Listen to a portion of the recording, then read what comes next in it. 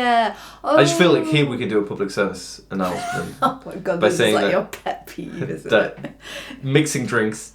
I was gonna say it's not a thing. It is a thing. You can obviously mix them, but it doesn't matter. Like alcohol is alcohol. It doesn't make it a worse drunk state or a worse hangover. That's nonsense. It's the same when people say like whiskey gets me angry, gin gets. No, it doesn't. Like it's bullshit. And I just want to, public service.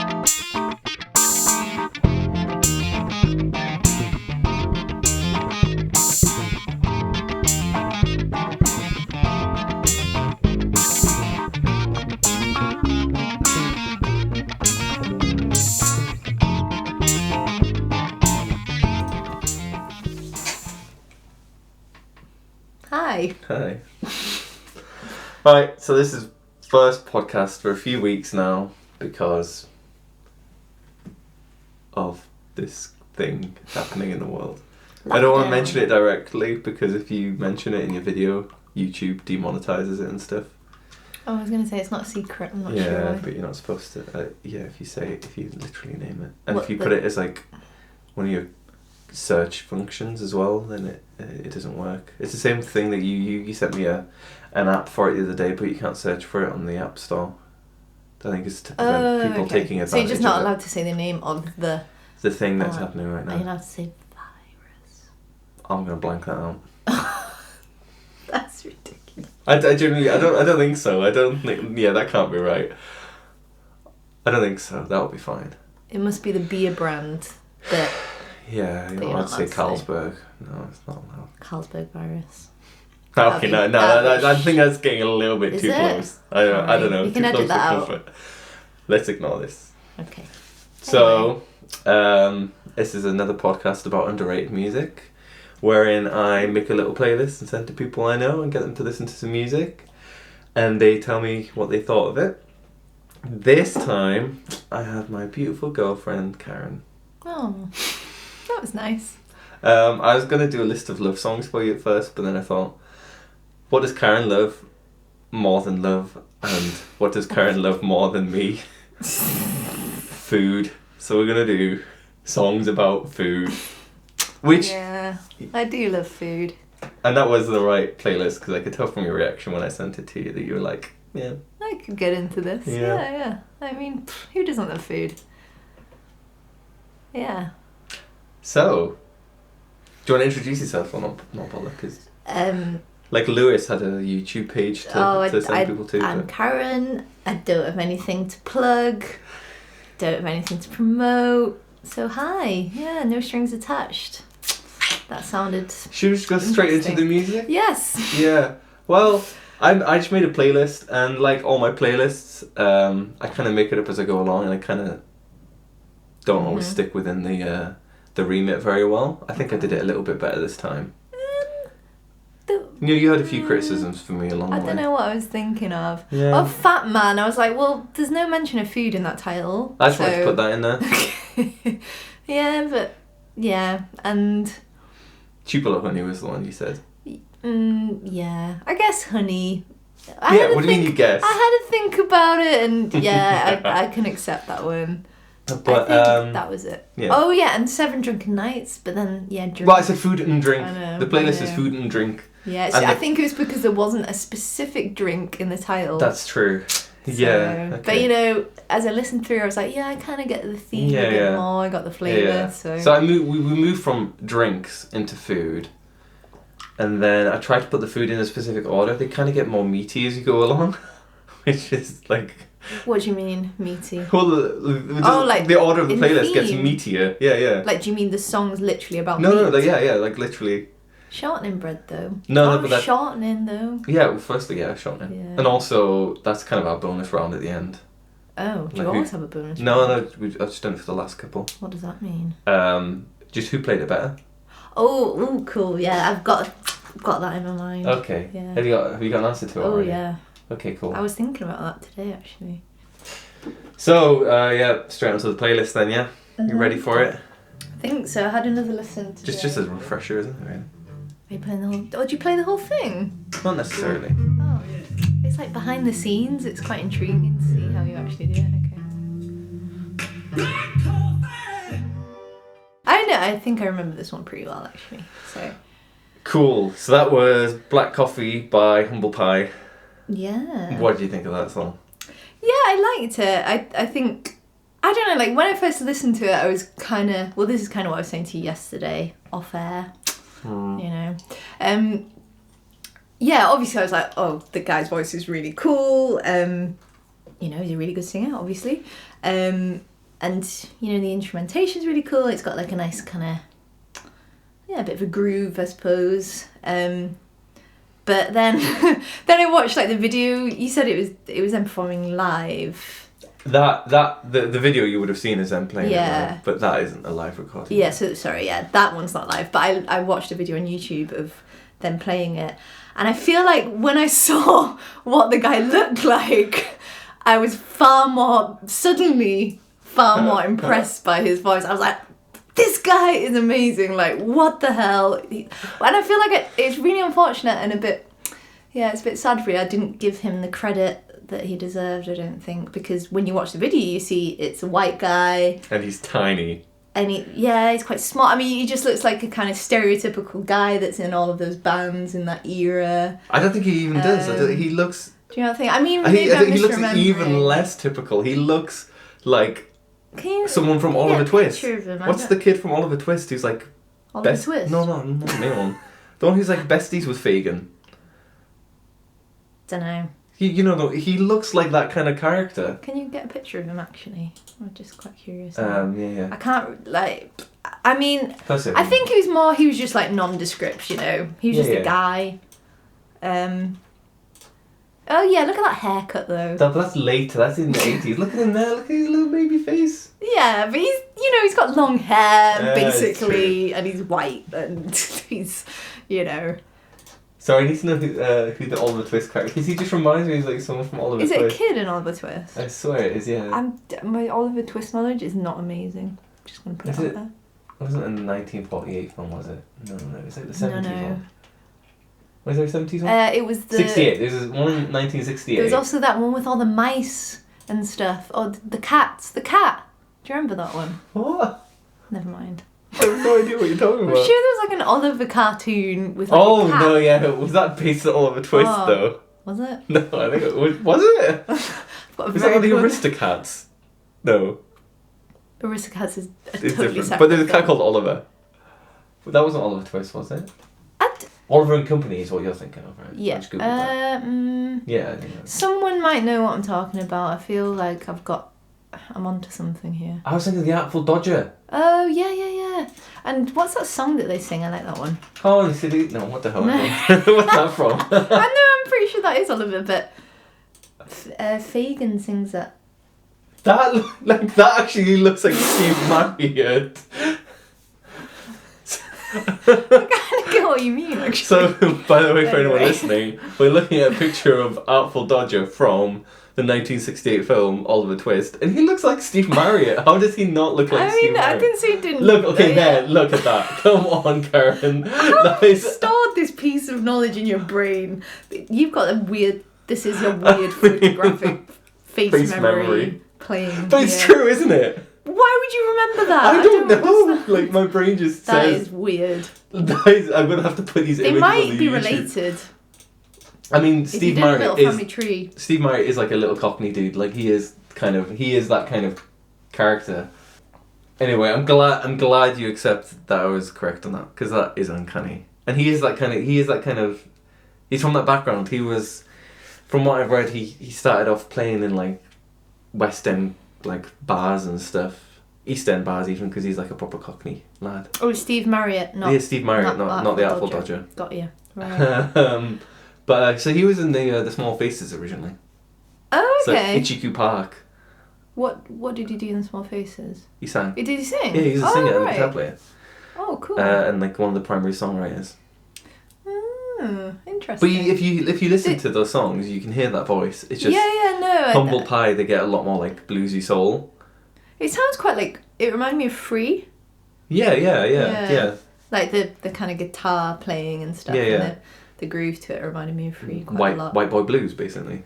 Yeah, but, you know, yeah. I don't know why I said but there. See, this is why Yeah. it comes in. It's that weird prejudice thing that... But I also think when you watch the live video, like, that is a better performance than the studio one anyway, so it makes sense. Yeah. I didn't, to be honest, when I watched it, I didn't really clock onto that. You know, I wasn't comparing. It was just like my reaction instantly changed a bit. And then when I listened to it again, I was like, God, yeah, that guy's voice is good. But, yeah, it's a bit of a shame that I didn't give it that credit to begin with. But did you have that same reaction? Is it? Yeah. But I mean, I've been listening to the Small Faces for years, and I always liked his voice. But I've not known much about Humble Pie because they're not as good as the Small Faces. And he's one of those guys who never quite was as good as he could have been, because like the age-old story of drugs and stuff. But also, the Small Faces were better because they actually had bit more songwriting strength to them. Okay, so they were a bit like... Sorry, I'm turning away to pour my drink. Oh, it's fizzy now, you've ruined it. Sorry. Pouring some ginger beer. Yeah, so what's his band called again? Which one? The band that sings this song. Humble Pie. Humble Pie. Were they successful? I mean... They were relatively successful. Yeah. That guy was in them before he got big. Peter Frampton. Yeah, who's he again? Bass player. Baby, no, I don't know the song. Oh, baby, I know. There you go. You got that from my... What the? You need to mute that shit. I need to mute... Sorry, are you allowed to swear on this podcast? Yeah, it's fine. How do I do that? It's fine. We'll keep this in. Keep it authentic. So they weren't... Peter Frampton was in it for a bit, and then he left, had his solo career, and he had like... Peter Frampton Alive, I think it was called. It's like one of the biggest selling live albums of all time. Peter Frampton's one of those dudes who was big in the 70s, but no one really talks about him these days. Why did we get onto Peter Frampton? Because he was in Humble Pie for like a couple albums, but he'd left by this point. So they did have quite a few albums then? Yeah. He, Steve Marriott, burned to death in his Tudor mansion in the early 90s. Oh, he was quite well off. Oh my God, what happened? There was a fire and he died in the fire. How was there a fire? I don't know whether he might be... Does that matter if it's his fault? I just want to know what happened. I'm not sure. I'm not I'd like read to know about the that. full story. He just died. Maybe he was smoking or something and fell asleep. I really don't know. That shit. Okay. But he had like a sad. like a 14th century or something mansion in the middle of Essex, I think. Wow. But I mean, Small Faces had enough songs that would have just raked in so many royalties. Yeah, I guess I do. It's so funny that when you think about like has-been musicians, some of them are still... Like the Rembrandts is the classic example. And then the guys that did the Friends theme. Yeah. Oh God, though, yeah, I mean, that song. They didn't write that. I think someone else wrote it for them. Oh, what? But I could be wrong. But either way, the performance royalties are enough that you just... They can just live on that forever. That's crazy, it's crazy. Isn't it? It's complete madness. But yeah, what about the song? Do you think it's inherently... I liked it. I mean, we had a rank, I think out of all the ones on the playlist, it wasn't like my favourite. I think I think the main thing for me about that song is his singing is really cool and like the kind of... Vibe. Yeah, it's more of like a vibe, like an atmospheric thing.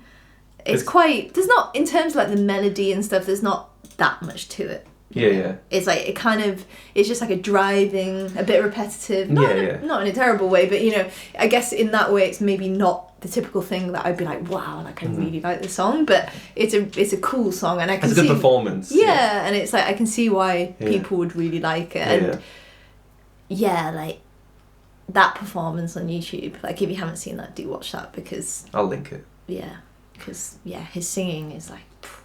It's crazy. Yeah. It's really but I was going to say, so I told you the other day, didn't I, who did it originally, that song? I can't remember. Tina Turner. Oh, yeah. But I've just looked it up now, and it was Ike Turner who wrote it, which is a shame, because Ike Turner was a dick. Who's Ike Turner? Tina Turner's husband, who died, he died like a few years ago. Oh, right. Did he write a lot of her songs?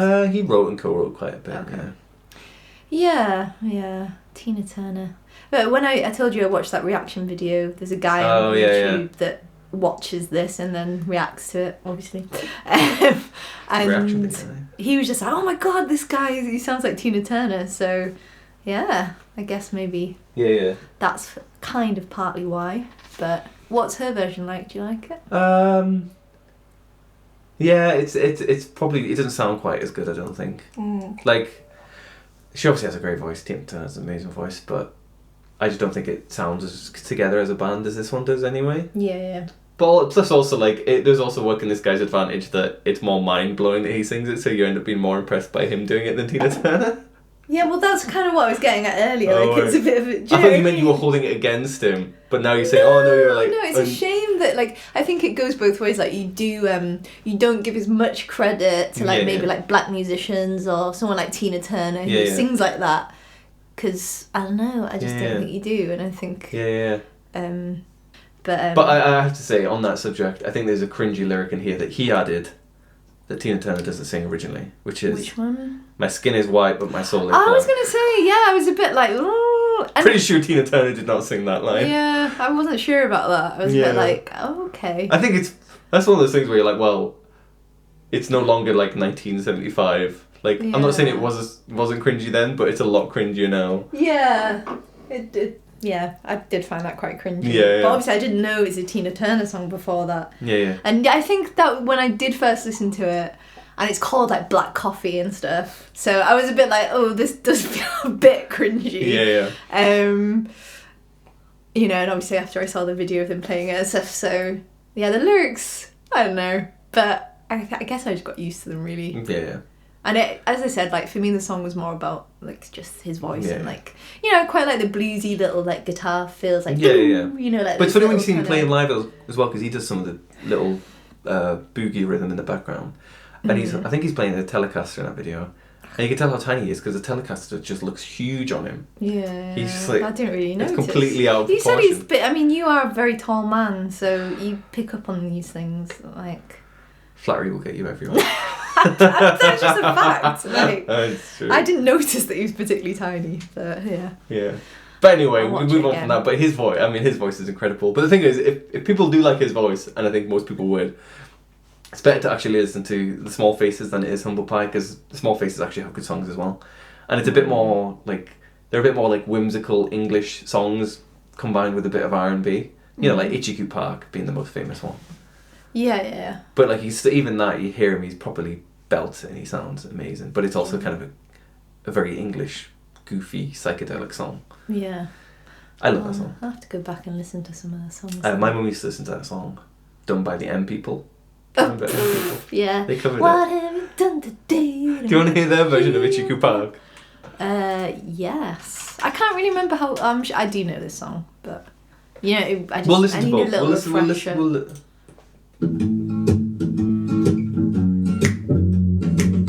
Nice bass.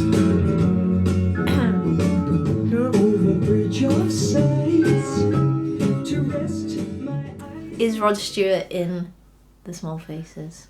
No, he was in the Faces, which were made of members from the Small Faces, and then Rod Stewart. Right. Which is why it's confusing. Oh, good, because I thought it was a bit stupid. Yeah. And Rod Stewart is kind of like, in my opinion, a knockoff version of...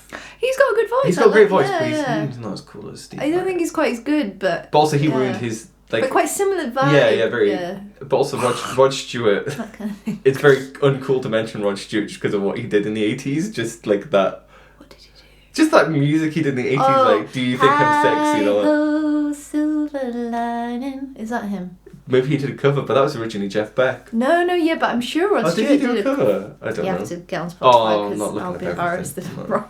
But Rod Stewart was originally in there are links everywhere here because Rod Stewart was originally in Jeff Beck's group in the Jeff Beck group. In the Jeff Beck band, what was it? The Jeff Beck group. Yeah, so he was on the debut album of Jeff Beck's solo career.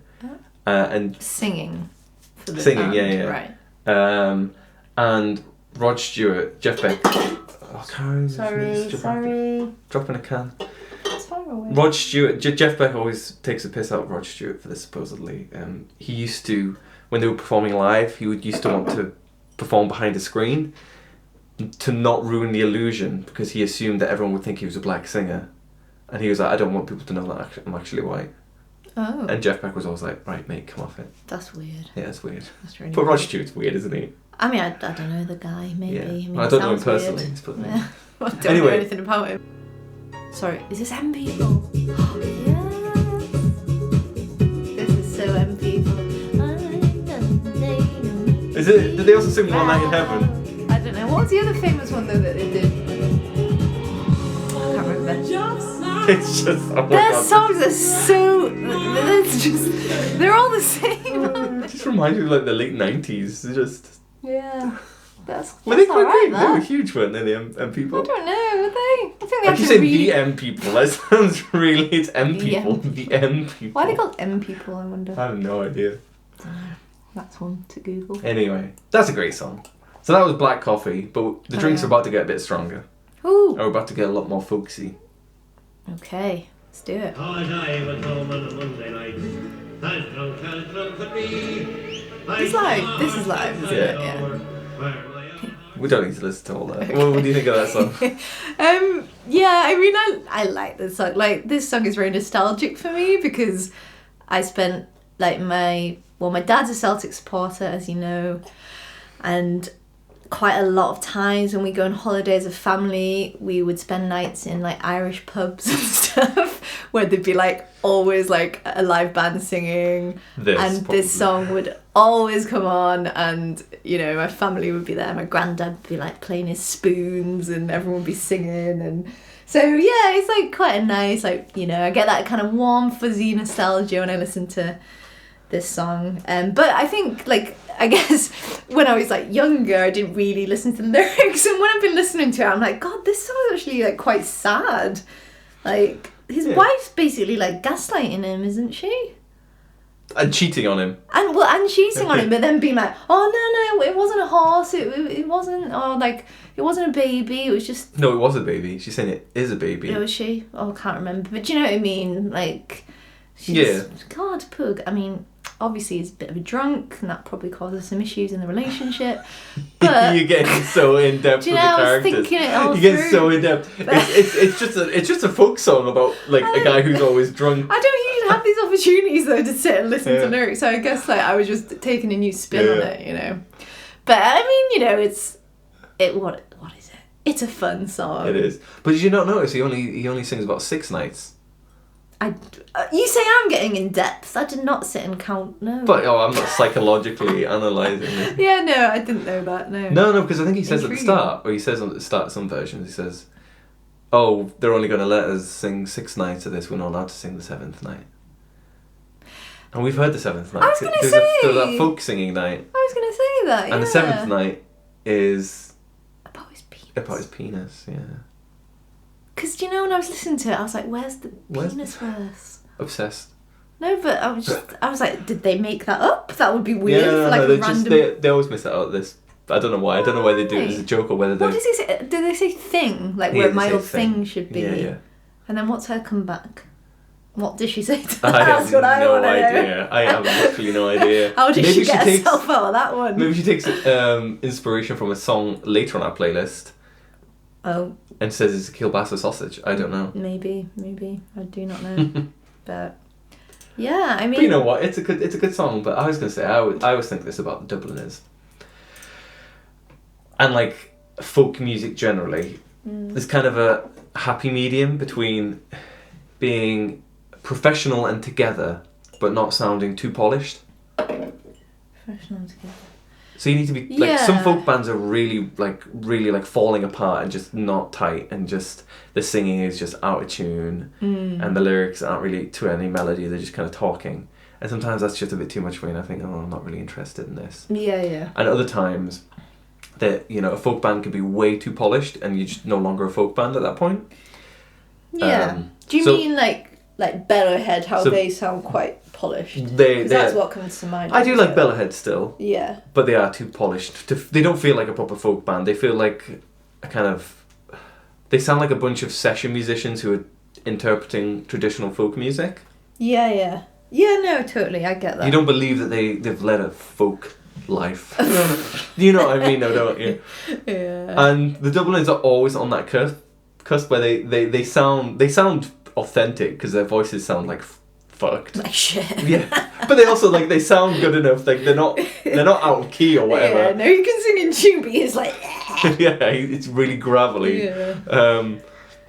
So they're always on that. Like sometimes I hear one of their songs, I think, oh, it's just a bit too. But other times they hit it perfectly. Yeah. Obviously, Stan Rogers isn't on this playlist anyway, but he always hits that medium perfectly. Funny Always. enough. No Always. exceptions. Always. But this song, I think it strikes a balance for me. I don't know. Like, Yeah, I guess like I wasn't. Yeah, I didn't really think about that. I know what you mean because I've had the same thoughts listening to other folk bands. Well, especially like Bellowhead, where I've always thought like they sound there's just something a bit wrong. yeah. Like with that kind of polished sound. I think the Dubliners like automatically sound rough and ready because of his voice. Yeah. I don't really listen to the instrumentation very much, I have to say. I don't really pay attention to it. This song is probably not. But they do tons of instrumental stuff anyway. They play like a bunch of jigs. But I don't. Yeah, I guess I don't know them that well. But you know, it sounds. Yeah, I think it does probably strike the balance. I think it does mostly. But there's a few like they do a version of Donegal Danny, which I think is a great folk song, and that's just too. It's not very nice to me. It's a bit too. Is that live? Or, yeah. Right. Because I was going to say, I wonder if it's a difference that it's live. It can sound a bit more kind of. Yeah, maybe. But I mean, even the studio recordings basically are just recording them in a pub. Yeah, I can imagine. But then they do Fields of Athenry. They do that brilliantly, and then they do Rocky Road to Dublin, and they do like the best version of that. Oh yeah, I know that one. Yeah. But yeah. I think like the problem with these types of songs for me is like if I was sitting in a pub and like listening to it, I'd be like, yes, I love this. This is brilliant. This is just what you want to listen to, and you've got like a pint or whatever. But I don't know, like listening to it at home, it's just. They're quite repetitive, aren't they? And you know what's coming, and they'll, 6 verses or whatever, the same thing. So it can never be like my favourite. It's never something I probably would put on at home that much. Yeah, I do agree. It's not one of my favourite songs, this one, but it's got a nice vibe. But it's like different music for different occasions. And I think you're right. There's a very specific occasion for the Dubliners. Yeah. Not all the Dubliners, but this song specifically. Yeah. Being drunk, probably. Yeah. The prime occasion. Yeah, true. But it's a good song. I don't think it's not necessarily it's a good song. I liked it. Yeah. But I think the next song is when we get really some seriously good music. Oh, interesting. Yeah, I'm just gonna pause us here. Okay. Whilst I go for a pee. Oh, how unprofessional. I'm back. I'm really scared every time I cough now. I'm like, God, everyone's gonna think I'm ill. Yeah. Oh, do we need to add a disclaimer that we didn't at the start? You didn't do that. We live together, so we're allowed to be in the same room. Yeah, don't worry, guys. We're doing this thing right. This thing. Yeah, this thing. So, should we listen to the next song? Oh yeah. Do you know what? Actually, can I just say I actually made a few notes on my phone. And I completely love it. Forgot. I love it. They're quite short. Okay, should we listen to this first? It's just to jog my memory. Sorry. Yeah, go. Ooh.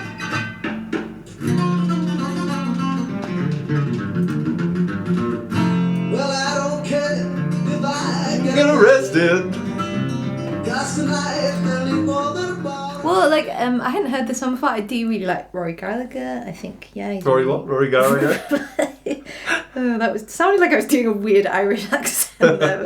But, I really like Rory Gallagher. Can I just say now before we get ahead, because I don't want to forget this, that every time I mention to people that I like Rory Gallagher, they're like, I didn't think you'd be into Oasis. He's like the other brother. Yeah, the third brother. And like I'm not a hater on Oasis necessarily, but I'm not. They're not. You're not a fan. Yeah, like they're fine, whatever. Yeah. But Rory Gallagher was just such a singular talent that like it just.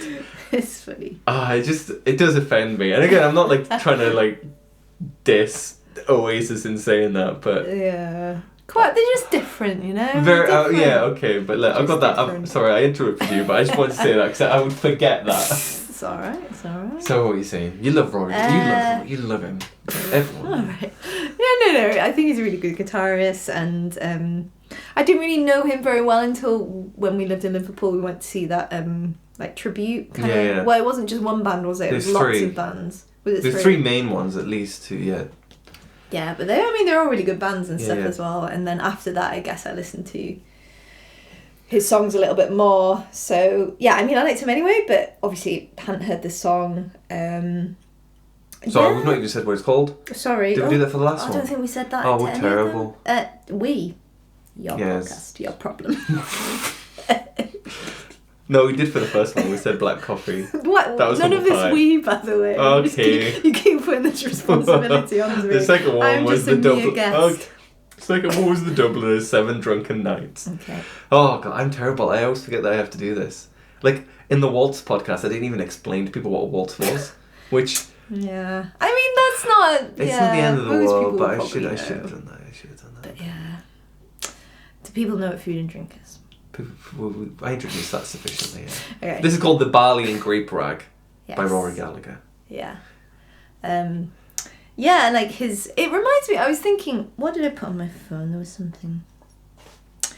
Yeah, so the riff kind of reminds me a little bit of Bob Dylan. Don't think twice, it's all right. I think it might It's just... got that similar... It's got like a similar rhythm and maybe like the 7th chords or something. Yeah. The way it changes, I don't know. Yeah. But like Rory Gallagher's guitar playing is a lot more precise. Yeah. I think. Yeah. Because it's like, and I guess it's like Don't Think Twice is quite a fast riff as well, but It's a fair pace on that. Don't Think Twice. yeah, isn't it? it's quite fast, but he's quite sloppy, which is Yeah. fine because that's Bob Dylan, you know. Yeah. But Rory Gallagher, like, He's it's impressive. on it. He's Yeah, like yeah. so precise with the notes, and you're like, what the? Does he play with like finger picks? He plays. or- I think he plays with 2 finger picks and maybe a thumb pick on this song. Okay, I thought it sounded like clear, like it was Yeah. a finger pick or something. Yeah, and yeah, there's that little fast like solo that bit in the middle. That's You really nailed cool. it. You That nailed was it. rubbish, but you know, that's really cool.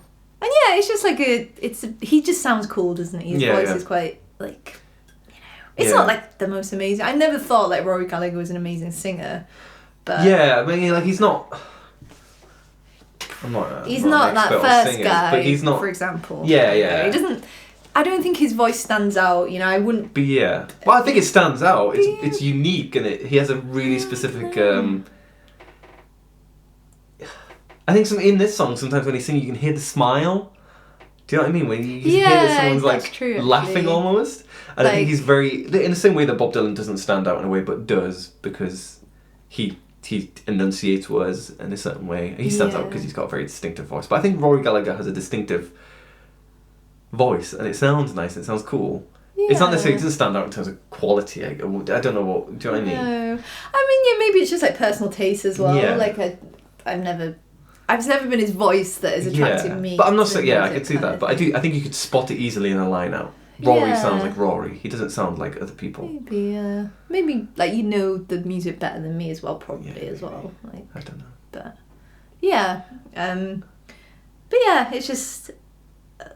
I think like is the song as well. I was just again listening to the lyrics a little bit more today. Is it just about him like getting drunk, or like is he driving or something? It's just about getting drunk and getting locked up in a cell for the night. Yeah, is that it? Okay. Pretty much. I'm not sure if that's necessarily true to his life, but it's a typical And he's like just like, I blues just want to trope. drink. Yeah, yeah. And then he's like, I don't care, I'll get arrested. That bit Yeah. you can kind of like, that's Yeah. kind of like, you know, that smile actually, yeah. I know what you mean. Yeah. But I think he's great. I think it's a cool song. And what's he say? I'm mixing the barley with the grape again. Yeah. Oh. I just feel like here we can do a public service announcement. Oh my god, by this saying is like that- your pet peeve, isn't that it? mixing drinks. I was gonna say it's not a thing. It is a thing. You can obviously mix them, but it doesn't matter. Like alcohol is alcohol. It doesn't make it a worse drunk state or a worse hangover. That's nonsense. It's the same when people say like whiskey gets me angry, gin gets. No, it doesn't. Like it's bullshit. And I just want to, Did you public just service put announcement. the No, I did not song put it on here here solely so for that. You could have a little rant. I No, think you no. might well have It just done. struck me that I was like, yeah, public service announcement. I can't even say it. I think people, because like on nights where they're mixing drinks a lot, they also drink a hell of a lot. So that's why you get drunk, guys. Yeah. Oh, that's why you get hungover, sorry. Yeah. Is that the thing? It's about getting hungover. But people have sayings like, is it barley before grape? Yeah, but I didn't. Oh, sorry. Grape before, it's fine, it'll be alright. Yeah, I didn't really What clock is that? onto that line actually. But is that what he No, says? but he says, I'm mixing the mixing barley with the grape again. I think he says that. No, I don't know what the saying for that is, but yeah, there is a thing about not mixing barley Or in a and certain grape. order as well. Grape before I don't know. wine, before beer. Stay Have clear. no fear. Oh. Oh no. Damn it, it could be the one. I don't This is know. it's nonsense anyway. But as I say, right, Rory Gallagher specifically, Uh-huh. I think most people when they talk about like great white blues people, it's basically Stevie Ray Vaughan. Mm-hmm. It's particularly in America, no one else really talks. There's almost no one else who's like up there. Obviously, when you talk about the first wave of like, or even the kind of pre-British invasion of blues people, or Eric Clapton, I guess, is obviously mentioned as well. But you know, obviously, you got the three kings: the Albert King, B.B. King, Freddie King, and you've got Robert Johnson, all the original blues people. But when people talk about like white blues, it tends to be Stevie Ray Vaughan first. Yeah. Eric Clapton a bit, but he kind of, by the 70s, he kind of turned to soft rock or whatever, which isn't, I'm not saying it's bad, but he turned away from blues quite a bit. Yeah. And I think in Europe, people are a bit more tuned on to Rory Gallagher. But I think Rory Gallagher is way better than Stevie Ray Vaughan. And I like Stevie Ray Vaughan's guitar playing, but I feel every Stevie Ray Vaughan song sounds the same. And he has that one thing that he does, which is sounds immense, and it sounds cool, and he has this like really cool rhythm style that sounds massive. But I kind of feel that's all he does. Yeah, I don't know. I guess I feel like I haven't really listened to enough Stevie Ray Vaughan. I think I have because he's a guitar as like someone that plays. You know what I mean? You feel like you have to. Yeah. Or if you want to like learn a new song, you kind of like, oh, who could I go to? But yeah, I don't know. I think like obviously he's a good guitar player, but I just never. I couldn't really hang on to the songs, it just didn't. Because they're mostly 12-bar blues, I think. Yeah, maybe that's it. It just didn't. And a lot of Rory is 12-bar blues, but he did a lot of other things like Bad Penny is not 12-bar blues, and they just feel more like proper songs, I guess. And I just like his. I think it's just his style that I quite like. And I'm not trying to diss Stevie Ray Vaughan here. I think Rory Gallagher.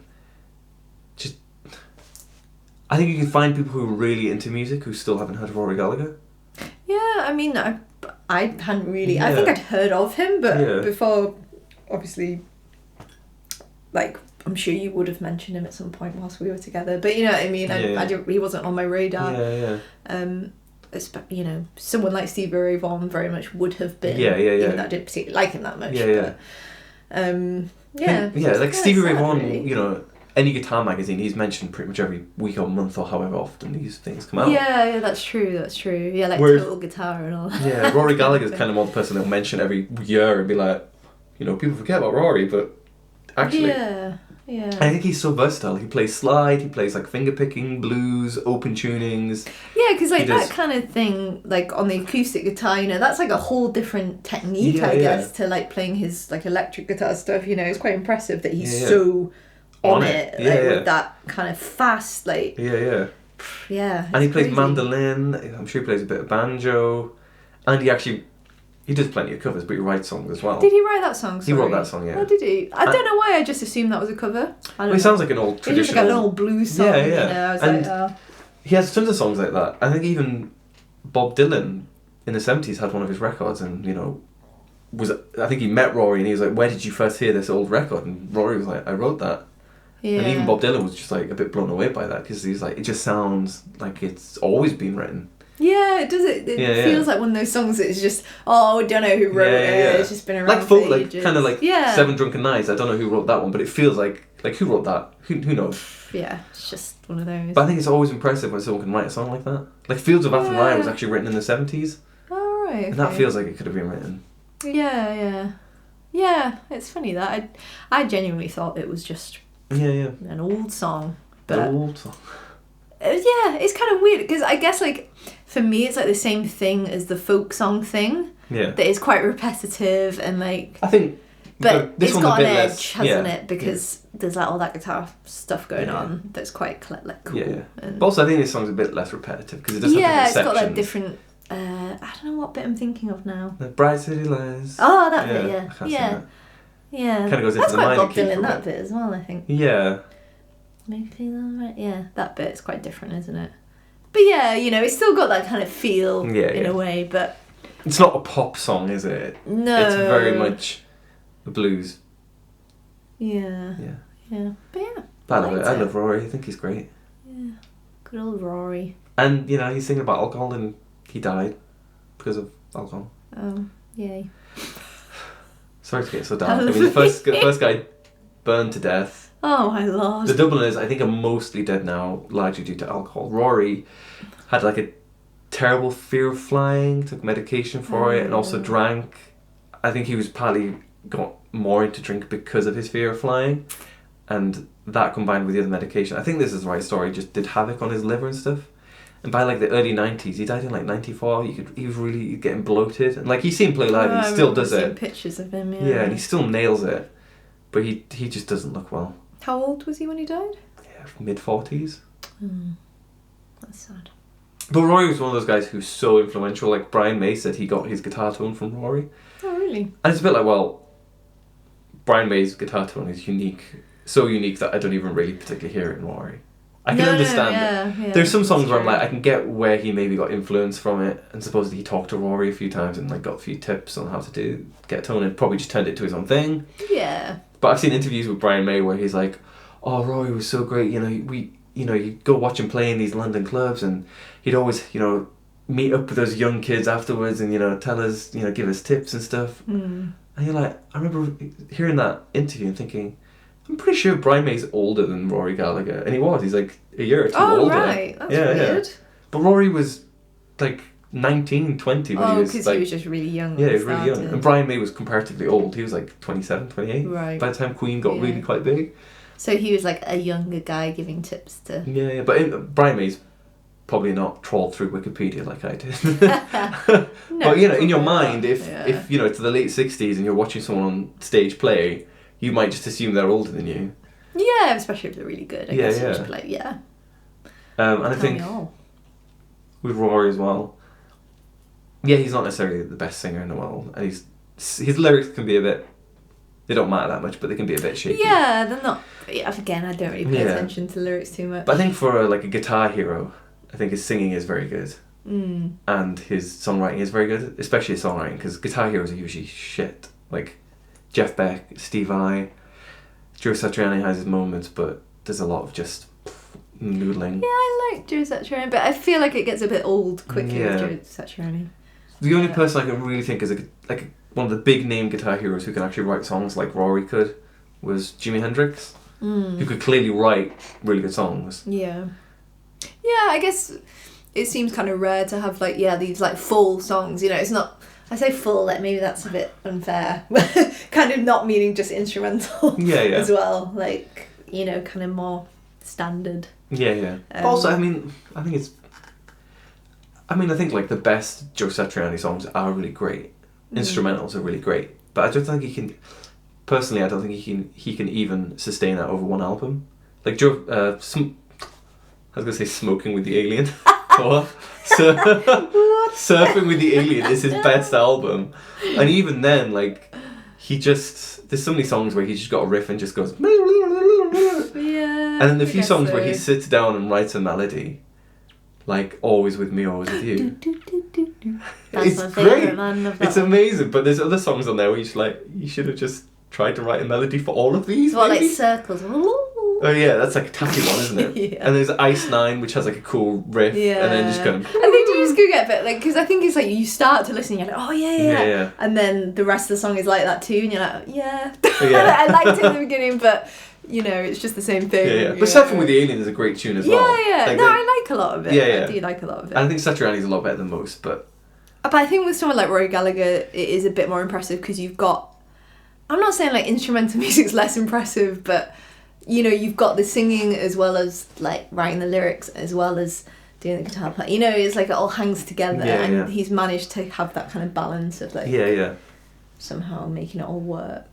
Which is cool. Yeah, definitely. And I think with Rory as well, it's kind of what I was saying about folk things. You want to kind of feel like they live the authentic folk life, even if they don't. You want to feel like they do. Yeah. Which you don't with Bellahead. Yeah. But you do with Stan Rogers, who totally did not.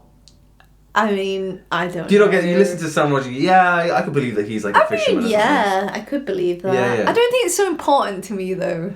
No, it's not it's not real authenticity, but you want to hear that the sound needs to sound authentic. It needs to sound, okay, yeah. So I'm not, because Stan Rogers went to university. So it doesn't matter to you that he wasn't a fisherman? No, because Stan Rogers, as I said, went to university and then just was in bands. I think he started off as a rock bass player, totally different. But it sounds real. Yeah, okay, yeah. Bellahead, I get you now. Bellahead could be, they could all be deep sea fishermen, but it doesn't sound real. It's the singer as well. It's not just, it's the horn section and everything. Yeah, okay, the horns are a bit much sometimes. But the singer, his voice. I'm not as against that singing. I'm not. But Rory, I mean, like, Rory sounds the part, and he also just lived the real bluesman lifestyle. Like, he was always on the road, and like, yeah. He had long hair. Wore double denim for like 3 decades. Yeah, I mean, what more could you want? Yeah. It's the real deal right there. Yeah. Anyway, next song, yeah? Yeah, I don't think I've got anything else to say about that one. Oh, no. I tell you what I wrote on my little notes.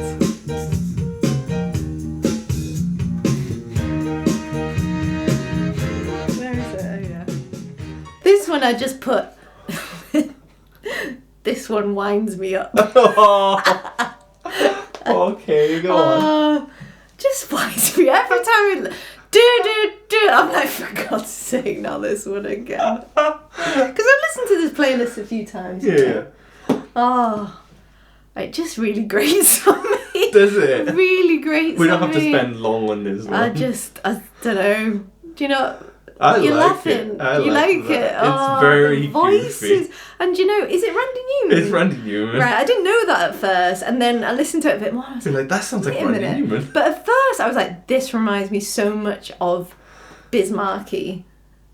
Oh baby, you, because his voice. No, wait. Randy Newman's voice or Dr. John? Because Dr. John's. I don't know. No, but even Randy Newman, just the whole like elongated, like everything's like, like I don't know, something about it. Everything's just exaggerated, and it's like, oh my God. That's just how we sound. That bit. Oh my in the God. middle. Sorry again. That bit where he started saying, oh, what did he say? He started shouting. I'm like, oh my, I can't listen to this anymore. I read it in the Bible, or at least I think I did. He shouts everything. Either way, it's in the public domain, or at least it should be. But he's shouting it, and that. I don't think he's shouting it. That's just Randy Newman's voice. I mean, the more I listened to it, I was like, I mean, it is quite a goofy, funny it's song. Very goofy, right? yeah. That's the point. And the more at first I think I was being a bit harsh because I was like, are they being serious? Like, what the hell? This is rubbish. This is not good. How could they think this was good? Oh, so we've not even said what it was. Oh God. Oh, we're terrible at this. Ate of the Apple Tree. I'm terrible at this. Ate of the Apple Tree by Dr. John, but on this one he's also got Randy Newman. Can you just play me a bit of Dr. John's voice? Yeah, I remember now. It's actually Randy Newman's voice. Relaxation. Randy Newman's voice annoys me more on this song. But I'm sorry, I don't usually think that about Randy Newman, but it really grated. Oh God, honestly, just talking about it is getting me irritated. I don't know why it's had this effect on me. I'm sorry. You need to watch this. Do you know what I mean about Bismarcky? I think if you listen to that song again, you might know.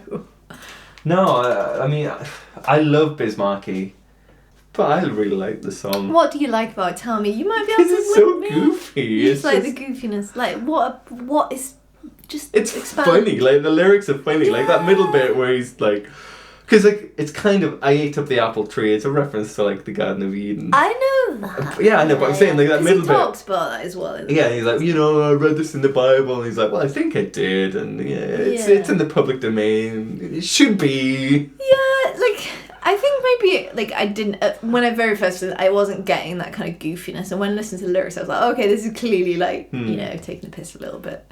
But then still, I couldn't get rid of the feeling it gave me. Look, it's no classic. It's no work of absolute genius. Oh, do you know? Yeah, sorry. I was just thinking every time that intro. Just like, no, I can't listen to it again. No. Oh, I'll see. I think it's just so like happy as well. It's just too happy. Yeah. And then you did raise a big question mark around the album title as well. Can you remind me what it? Darlings, Dis, Dat or Dubba. Yeah, I was a bit confused by that. Yeah. Yeah. I think it's just because where that came from. They're both kind of like classic New Orleans dudes. Okay. I think it's Randy Newman. Well, he lived in California for a bit, but then they moved. Did they move to or from New Orleans? I think they moved to. And they're part of that like New Orleans kind of big band soul sound, not soul, New Orleans jazz kind of thing. And, you know, Randy Newman's whole career has been that kind of piano boogie pop with like that drawl that he has. And Dr. John's very similar.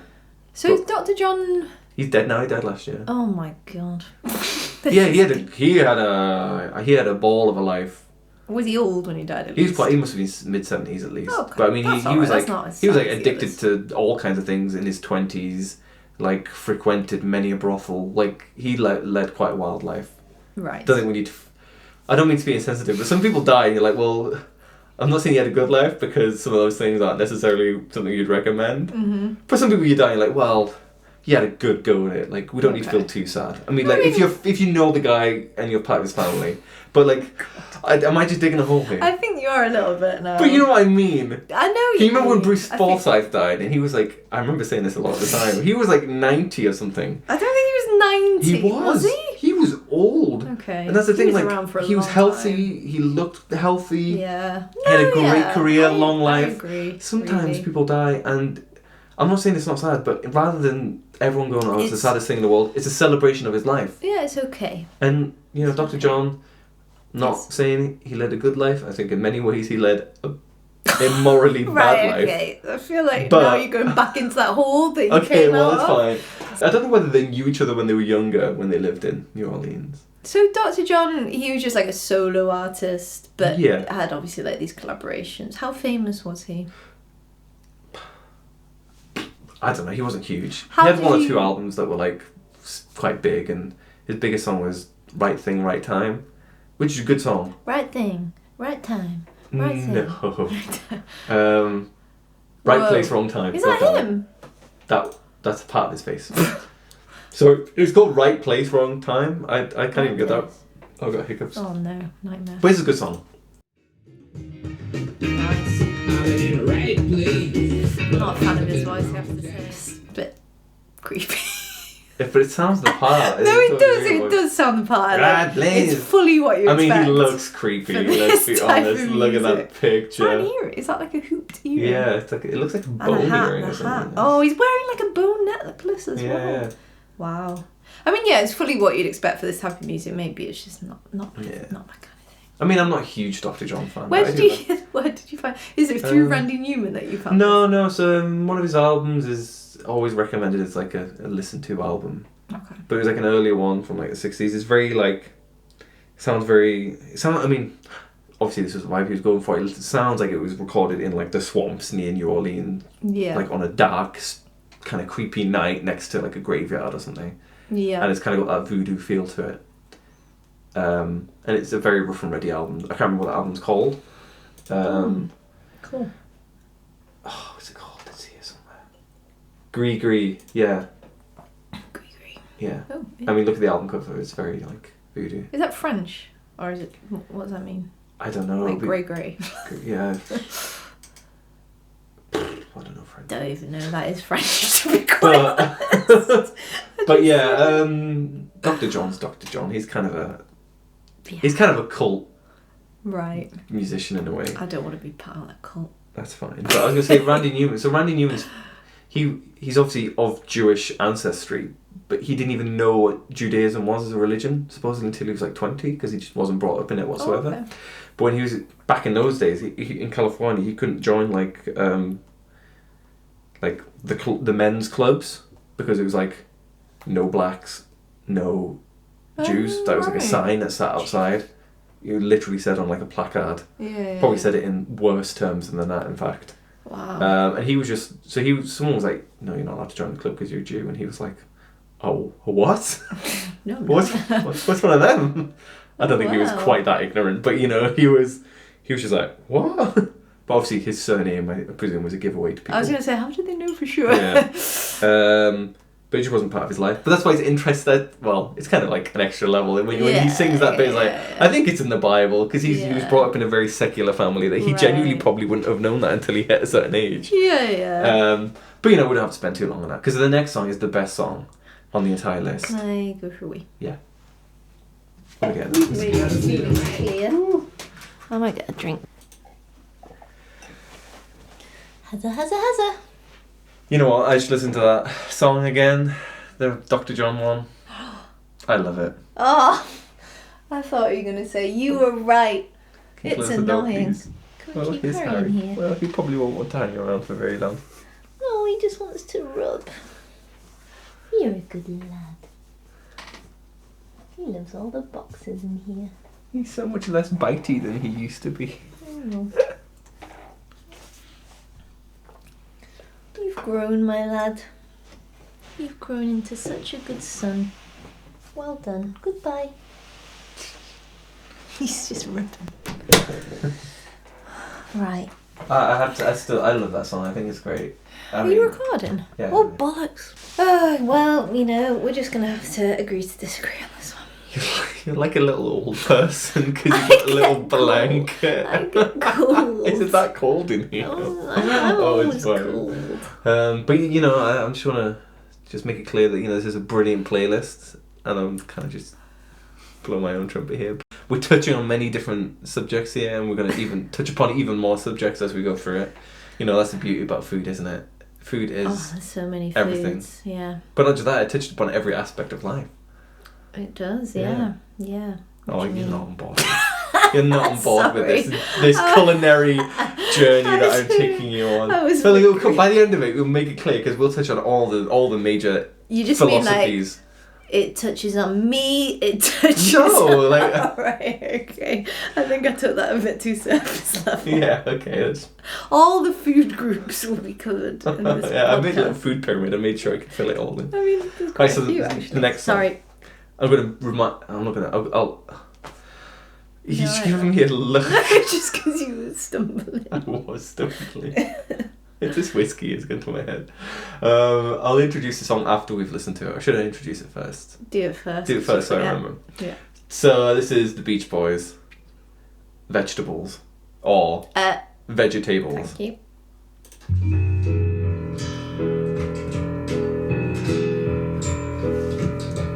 I'm gonna be round my vegetables. I'm gonna chop down my vegetables. I love you most of all. My favorite vegetables. Some weird noises in this. What? If you brought a big brown bag of them home. Is that what it is? Yes! Do you know, I was listening to this in my say? headphones running, Yeah. and I thought that there was sounds of people coughing, and I was like, what the? Do you know, because of the beer virus. And I was like... But you don't have it. But then I was like, oh, But you don't make it sound like you have it. No, sorry. I was listening to this song in my headphones. Oh, and you thought... And in the back... But I thought I could hear coughing firstly. Oh, right. And then I was like, oh... Is there just someone coughing in the background of this song? But maybe it's the carrot munching that I'm hearing. Munching. I thought it was coughing. I was really confused because that does not go with the theme of the song at all. Because it's about being like fit and healthy, right? Oh, the carrot munching does. I thought you meant yeah, the coughing doesn't. Oh, Yeah. We're on completely different pages here. So anyway, yes. So guess who played the carrot in this song? A beach boy. No. Possibly the most famous musician of the 20th century. Pop musician. Pop musician. Who was around in the late 60s.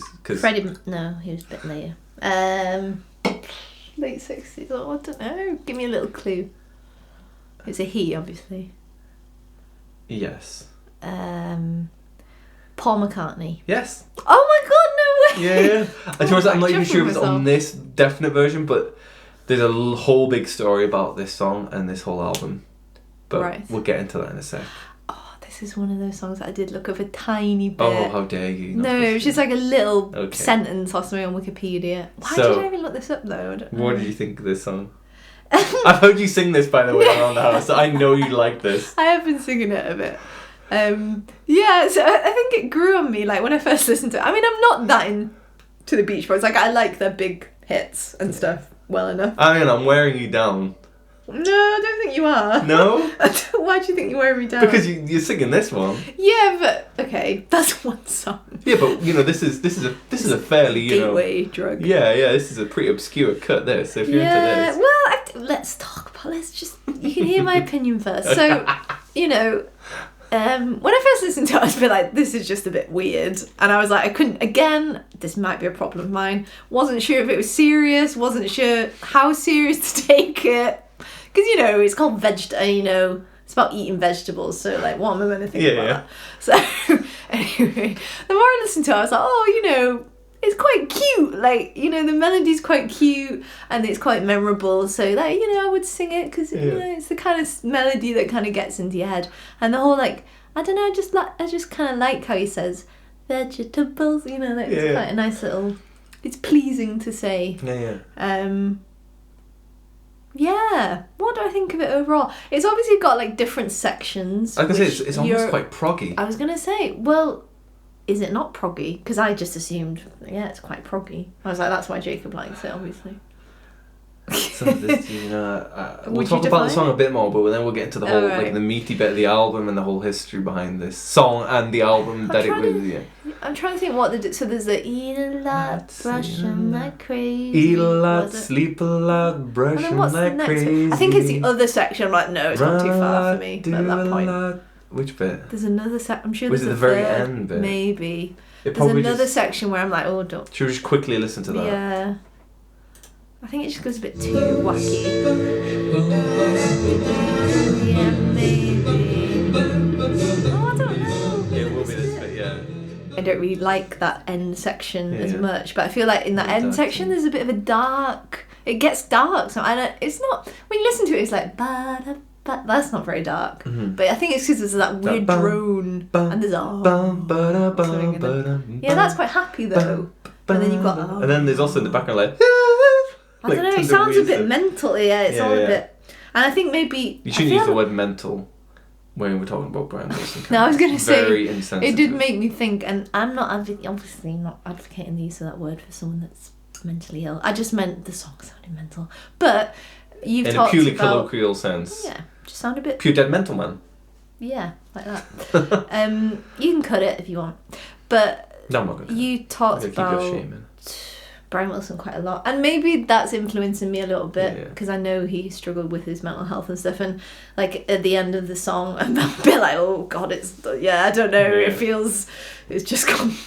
But also I read so I think the little thing I read on Wikipedia was just like, oh, he went through a phase where he was into his fitness and his health, and he wrote this song about vegetables, and I was like, that seems so banal. Yeah, that's the word I was looking for. I was going to say basic, but I didn't mean that in a, you know, the derogatory sense that is used a lot of the time nowadays. Like, it just... Oh, there's so much to unpack here.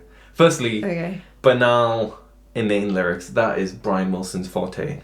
I mean... I thought, well, I can see that. Pat her on the butt. I hear this song but she's going to sleep. I mean...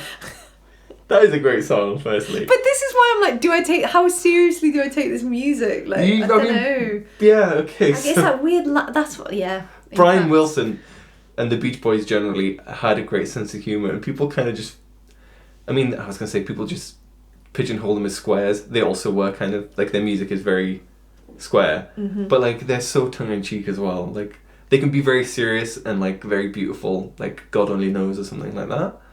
But then there's so many songs that are just like purposely wacky and sense of humour. Yeah. But the thing about him being on health and fitness kick at the time was quite funny because supposedly he'd sit down with like other people and he'd be going on and on about like, I'm on this new diet, I'm on a health kick, I only eat vegetables, and while saying this he would be like eating hamburgers. Right. Because like he was just weird.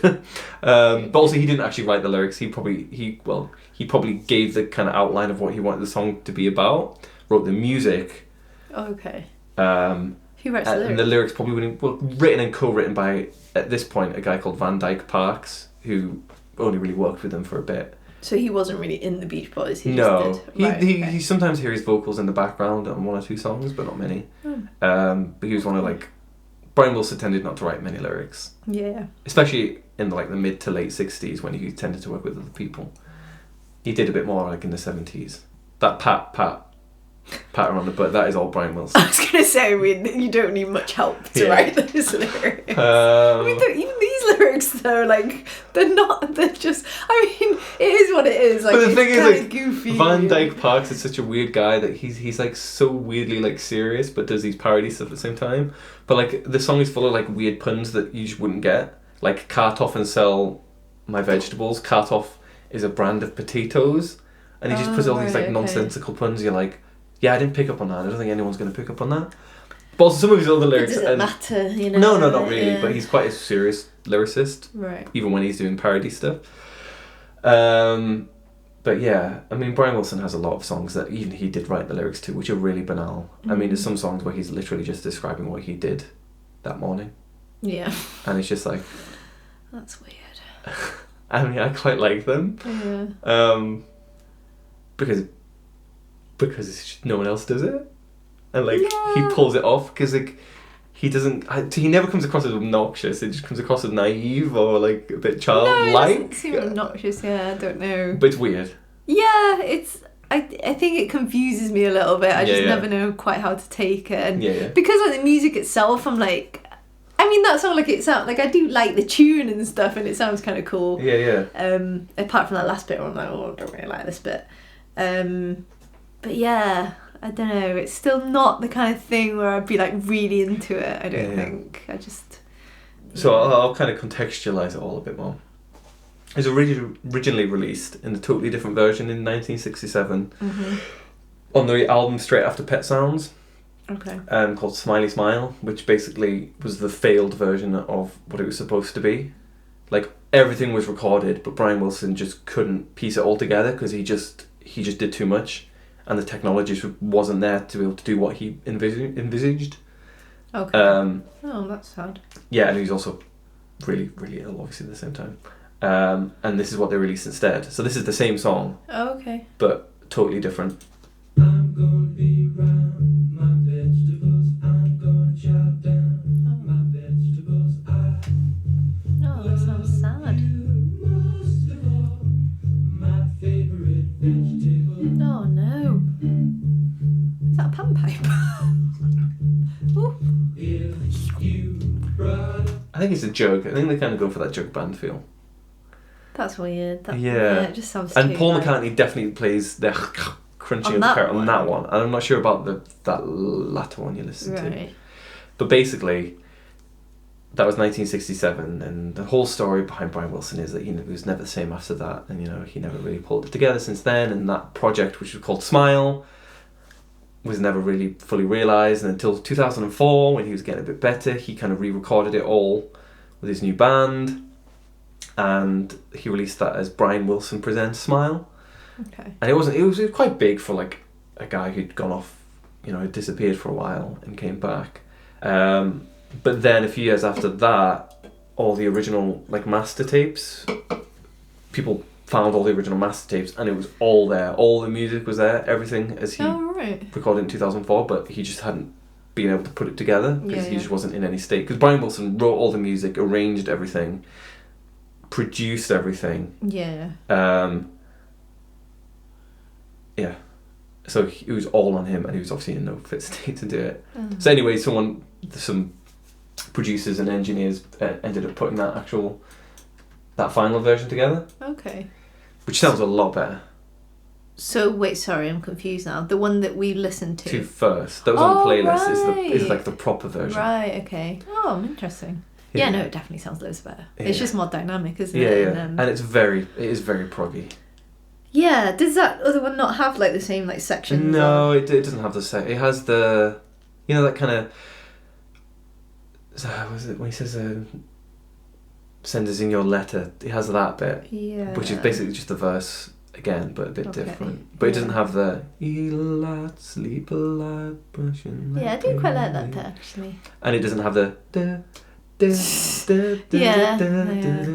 Still not sure. But about that bit is from a different song called "Heroes and Villains," which is like a proper song, and then it's like is the main theme from the song, runs all the way through the album, and it kind of just comes at the end of like different tracks and at the start of different tracks, sometimes in a major key and sometimes in a minor key. Right. It's just like a theme that runs through the album, Oh, okay. which is also Yeah, I very can proggy. See that. It does feel a bit like, to me, it kind of feels like, oh, it doesn't feel like it quite fits. Yeah, But it's kind of thrown in, and you're like, oh, I don't know. I would have preferred it just to stay with those two little bits, Yeah. you know, and maybe be a shorter song. But it's kind of thing, if you listen to it as an album, it all totally makes sense. Yeah. There are tracks on the album which are like a minute long or 30 seconds long, which if you just listen to it as a track, you'd be like, well, what is that? Yeah. But it's a, fair enough. you know, it's yeah. kind of a going between songs. Mm. And that is kind of the most famous album that never was, but then was. Yeah. So the Smile session. So that's the one that in 2004 it was kind of put together again. No, Brian Wilson put together the Brian Wilson Presents Smile in 2004, and then a few years later, it's like 2010 or 11. Oh, it was quite late. Okay. It was the Smile Sessions, which is all the original Beach Boys recordings. I wonder if he was chuffed with that, Brian Wilson. I think he was more happy with his Brian Wilson Presents Smile because he did add a bit more to it actually. Yeah. And there's a few bits. When you listen to the whole album, there's a few bits where you're like, this is nice, but it doesn't sound complete. And then on his version, it's complete. Mm-hmm. But it's kind of like, which one do you prefer? Some people prefer his version, some people prefer the Beach Boys one. Are they wildly different though? Not wildly, no. Yeah. But at the end of the day, his version is a bit more filled in a way, and it's probably a little bit longer. Okay. But then he sounds like a 7-year-old dude who's been smoking cigarettes and cocaine all his life. Yeah. Coincidentally, that's what he was. Mm. Whereas on the Smile sessions, it's all the Beach Boys in their 20s, Yeah. and they sound it, but it's a bit less filled in. I think I prefer the original, like the Beach Boys sessions, Yeah. but a lot of people prefer the Brian Wilson one. Mm. But yeah, it's a mega prog album, and if it came out in 1967, that would have just been crazy, because that was the same year that Sgt. Pepper's came out. Right. And in Brian Wilson's mind, he was trying to compete with the Beatles a bit. Oh yeah. I think comparisons between the Beach Boys and Beatles is a bit pointless at a certain point, because the Beach Boys is Brian Wilson, and the Beatles is John Paul, George Harrison, and George Martin, and Ringo. Well, they're also just quite different. Like, yeah, very different, aren't they? Like, yeah, they're But also, like, I think everyone ends up. It's everyone in that natural, era gets yeah. compared to the Beatles as well. It's like, well, how can Brian Wilson by himself compare with all them? And also, like, totally different types of music. Yeah. Must have been very pressurizing though. Yeah, but he did release Pet Sounds, which wasn't a huge commercial success, but people still, I'm not sure if I entirely agree, but you know, it very often tops the list of greatest pop albums of all time. Yeah. Yeah. Yeah, I feel like maybe. I much prefer it to Sgt. Pepper, so I don't like Sgt. Pepper so much. I don't even I'm not very good with albums, like knowing which tracks are on which album. Well, I mean, Sgt. Pepper's has Sgt. Pepper's great song. It has a little help from my friend. That's a great song. Well, it's not the most mind blowing, but it's 2 yeah, minutes of like. It's a good song. It has Lucy in the Sky with Diamonds. That's I a love good that. song. Yeah. I think that's better than the other ones too. Yeah. Lucy in the Sky is one of the best Beatles ones. But it also has like When I'm 64, which is just the most annoying piece of shit. You really hate that song. I hate that song. I really do. But that's another of those weird in between songs where you're like, how serious do I take? Yeah, this song? it's not meant very seriously, but at the same time, I don't like. I'm not. It's not serious, but I still don't like it. Do you know what I mean? Like. No, I'm not saying that. But that's kind of what I find weird. I don't know. Sometimes it throws me in albums like that where there's a song that's like really quite goofy. And I don't know. I'm not saying you're not allowed to release this. No, a lot of people love that song. But I don't, but like. I don't. Paul loved that kind of whimsical song. To me, it's not my style. Paul. But the whole Sgt. Pepper's album for me gets a bit like that. There are so many songs which are just a bit whimsical, and I'm a bit like, Okay. It's still great, but. Well, maybe I'll go back and. You should listen to that whole album, but you have to listen to it as a whole album. Pet Sounds or the Smile Sessions? I mean, you should listen to both. Which is better? Smile Sessions, definitely, yeah. Is it just because it's proggy, though? I mean, Pet Sounds is pretty proggy, actually. Yeah, but do you like the Smile Sessions because it's more proggy? No, I think there's a few songs on the Smile Sessions. Surf's Up, I've definitely played Surf's Up to You. Is my favourite song ever. It's just a great song. Okay. Yeah, I mean... It's amazing, yeah. And it also has Good Vibrations on it. Oh, okay, yeah. And it also has Heroes and Villains, which is amazing. There's a bunch of other songs. But some of it just doesn't fit together. You wouldn't necessarily listen to some of it bit by bit. Okay. But once you listen to it as a whole, you're like, oh, that's very cool. Yeah. Pet Sounds is great, though. Pet Sounds is great. But... just don't know if they're ever going to be like... Yeah, no, yeah. This My has bag. been one of my biggest disappointments in this relationship. Sorry. I mean, it's been like What can you do? 11 years, and I feel like I've been at the Beach Boys thing with you for quite some time. Yeah, you do really like them, don't you? Yeah. I don't know what it is. I'm not going to apologise. I need to stop apologising. We've talked about this before. I am who I am, Jacob. You know, got my own taste. I think it's a thing you've said before is it's that washed out sounding almost vocal. Everything's very light. Yeah. It's airy. It's airy very vocals. airy, very.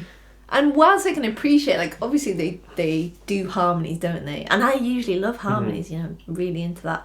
But it just sounds too, like, twee, I think. That Yeah. kind of, like...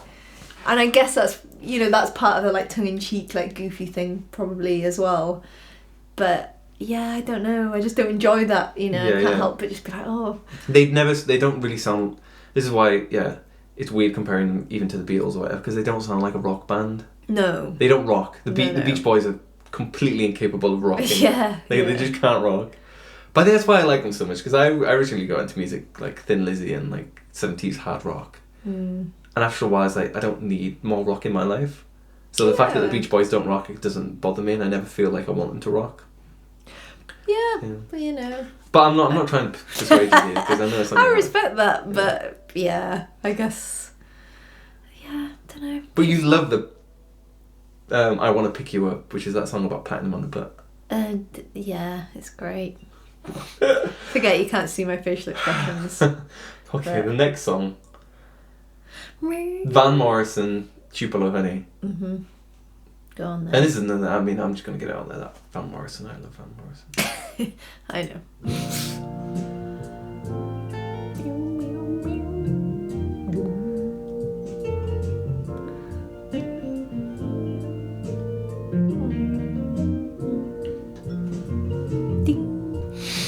You can take all the tea and sugar, Forget about my notes.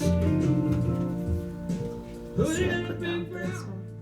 Sorry, what were you just complaining about there whilst we were listening to that? I just said, how long is this song? And you said, when we did actually talk about this song Yeah. the other day as well, just to, you know. This is the longest song. And I said, that song is long, and you were like, oh, it's only like 5 minutes. 7 minutes, people. 6 minutes 55.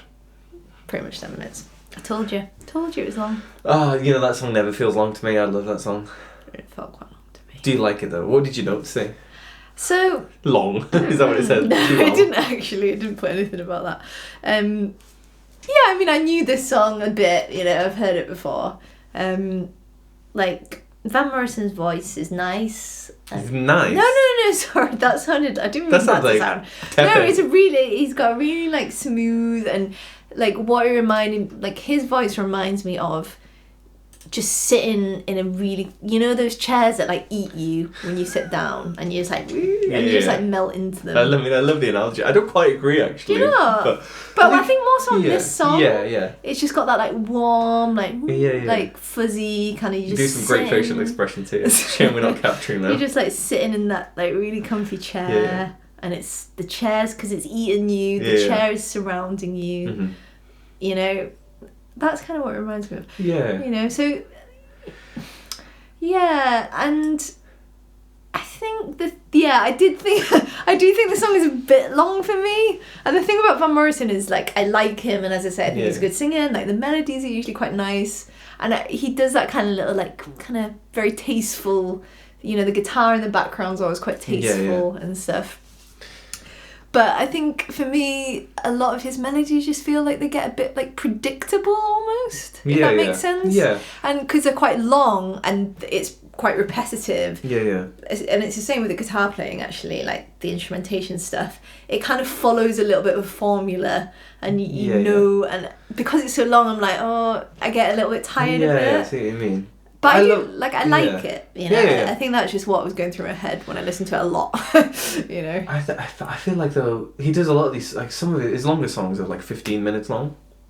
They're not quite as repetitive though. He will get a bit proggy with it and do like different sections. But I think in this song there's enough of a build up, and there's like the moments where it's still playing the same chord progression, but there's like a crescendo and it brings it down again. And maybe it's quite subtle, but I think it is quite subtle. I do agree. Like there is definitely like a build up and stuff. Yeah. But I do think. I mean, it's quite a mellow song, isn't it? It's one of It's very mellow. But yeah, It's because about Van Morrison, what you said before, he is a very limited songwriter. Yeah. Which I completely excuse because he's got such a cool voice and he's got a great band. He's always got a great backing band, and he always does those little things where he builds it up and then brings it down again. Yeah. It's very subtle, but he is. I mean, he's got like his first stuff was out in like the 60s. So 66 was probably his first like single or something. So it's like 54 years ago. Yeah. You know, he's had nearly 6 decades of basically like 3 or 4 chord songs. Yeah. I mean, to be honest, I don't know his songs, but like I know his more famous, and you know, there was that period where you're at university, Jacob used to listen to him a lot. So I'm sure I have heard a lot of his songs. But like the Shout out to the guy who lived next door to me. Woo woo! He hated it. And maybe that's where I'm like, oh, for God's sake, another long Van Morrison song. It was Moon Dance. I think Moon Dance is the best. Like, it's one of his best. Yeah. It's his best album. It's a great album. Yeah, but yeah, I just what were you saying before that? Sorry.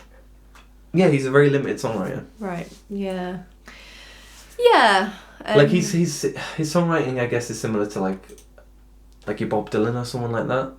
Like actually very straightforward songwriting. Like he's the opposite of proggy, in a way. Actually, I think Van Morrison does kind of prog it up a little bit, but you know, it was the 70s. Everyone did. Yeah.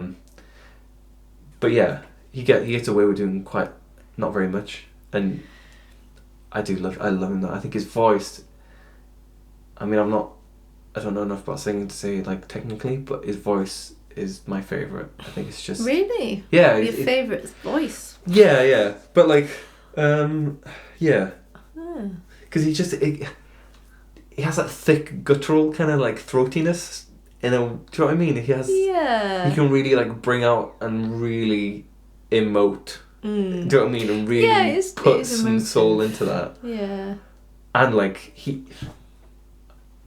and you hear him live, and it's even now, but especially if you hear like the 70s live stuff, is amazing. Like he just smashes it. Yeah. And his backing band are always amazing. Yeah. And even now, like he can sing. Like he's not like Bob Dylan's lost it. Like, and some people like are fine with that because he's got that gruff kind of old man thing. I was gonna say it doesn't mean that much. But Van Morrison still sounds great, and I think he's got a great voice. Yeah. But yeah, I do like his voice, and I think like for this song as well, like that kind of emotiveness, like what is it, like Tupelo Honey? Tupelo's a place, right?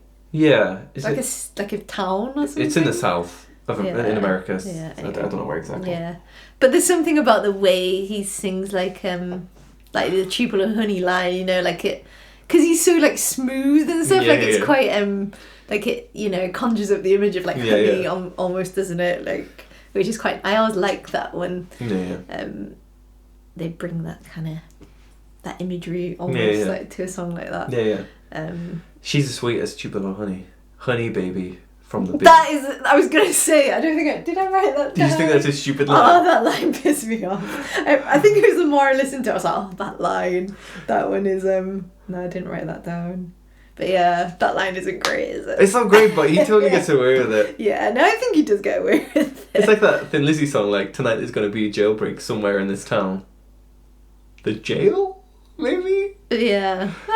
Something that's a bit obvious. Yeah. True. But it's that kind of, it's got that kind of stream of consciousness feel. Like he's ad-libbing it. That's what it feels like anyway. Yeah, so that's why you can get away with it. But I think that comes through in like the melody almost as well, because it doesn't really move very much. He's just like and it kind of goes on like, which is fine. I think it works, but I'm just saying maybe that's something that gets me a little bit with that kind of. But it's a lovely sentence. It's a lovely love song, isn't it? Yeah. Well, is there? I'm sure there's like something where he like pronounces a word in a really cool way, and is it that song? I didn't write Granite. Is it? He says granite quite cool. How? I thought you were going to do a little. Oh, is it? It's China. That's it. It came to me then. China. I'm making it sound Glaswegian. See, it builds up. Yeah, that's true. It does, yeah. I feel like, and And then again, it brings it down again. I think We're gonna have to edit that live out. this would be awesome. Yeah. Like, I don't feel it, you know, and I'm just Yeah, listening yeah. to it through my headphones. I'm like, I build up doesn't feel mean it. as much. I feel it. Yeah, I don't know. Van Morrison's just one of those guys who has like a... Just his songs have a beeline to my soul. Oh, that's nice. He just does. It's just the way he has to say Email things. him and tell him that. We'd like Oh, that. he's famously like grumpy. He doesn't want to talk to Oh. fans. I don't think he'd give a shit. Right, okay then. I'm fine with that. That's a shame. But it's a great song. And I see now how the playlist touches on all the subjects in life. Love. Mental illness, alcoholism, I was gonna say they've all been quite dark so race far. relations. Which one was race relations? That was like black coffee, Oh, firstly. well. Also, I ate up the apple tree with the whole Jewish person trying to... Oh, okay, but yeah, okay, yeah. Just give me this. I'm seeing it. I just needed a bit more explanation. Okay. Yeah. Are you ready for Got the next ya. song? Yeah, I think so. So, I think this might be the best name for any band that's ever been named ever. Ween. Ween. Bananas and Blow. I think we got it. I think we can pause it now. Well, let's just... From the fat man. Alright, what's your opinion on this song? Where's our bananas and blow before we talk about this? Oh, yeah, it's true. I didn't provide us with... I can go downstairs and get some bananas. It will take a little bit more rummaging to get the blow. Alright, I'll wait. No. Okay, well, that was a joke. It's all a joke. Yes, this song. So I know, Nick, you've played Ween quite a lot. And I think I have heard this song before. Right. Yeah, I don't know. I think this is one of those things again where I'm like, I know like Ween are obviously like, you know, it's all a bit of a joke. Yeah. Like, you know. I really like the guitar is very cool. I really like the classical kind of Spanish guitar and the little solo and stuff. I really like that.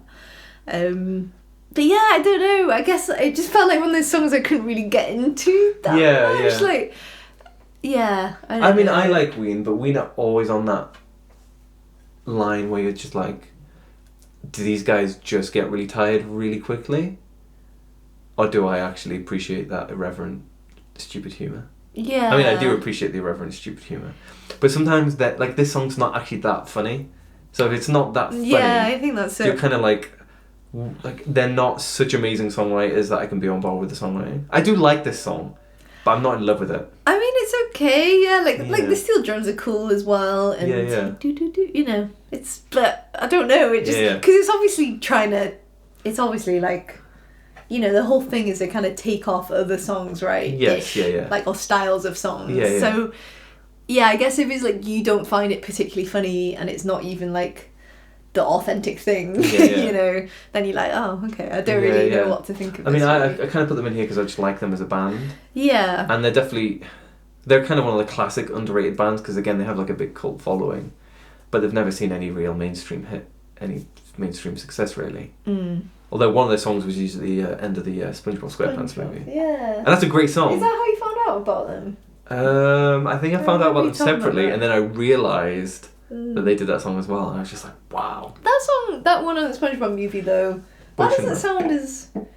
Like, it doesn't sound as like a funny song. Yeah, It it's sounds not. more like... That whole album is like a parody of progressive rock, Right, okay. but that song is just kind of a straightforward pop song, really, isn't it? Yeah, it doesn't sound... It's a great song, isn't it? Yeah. Ocean Man. That one, isn't Yeah, it? yeah. Yeah.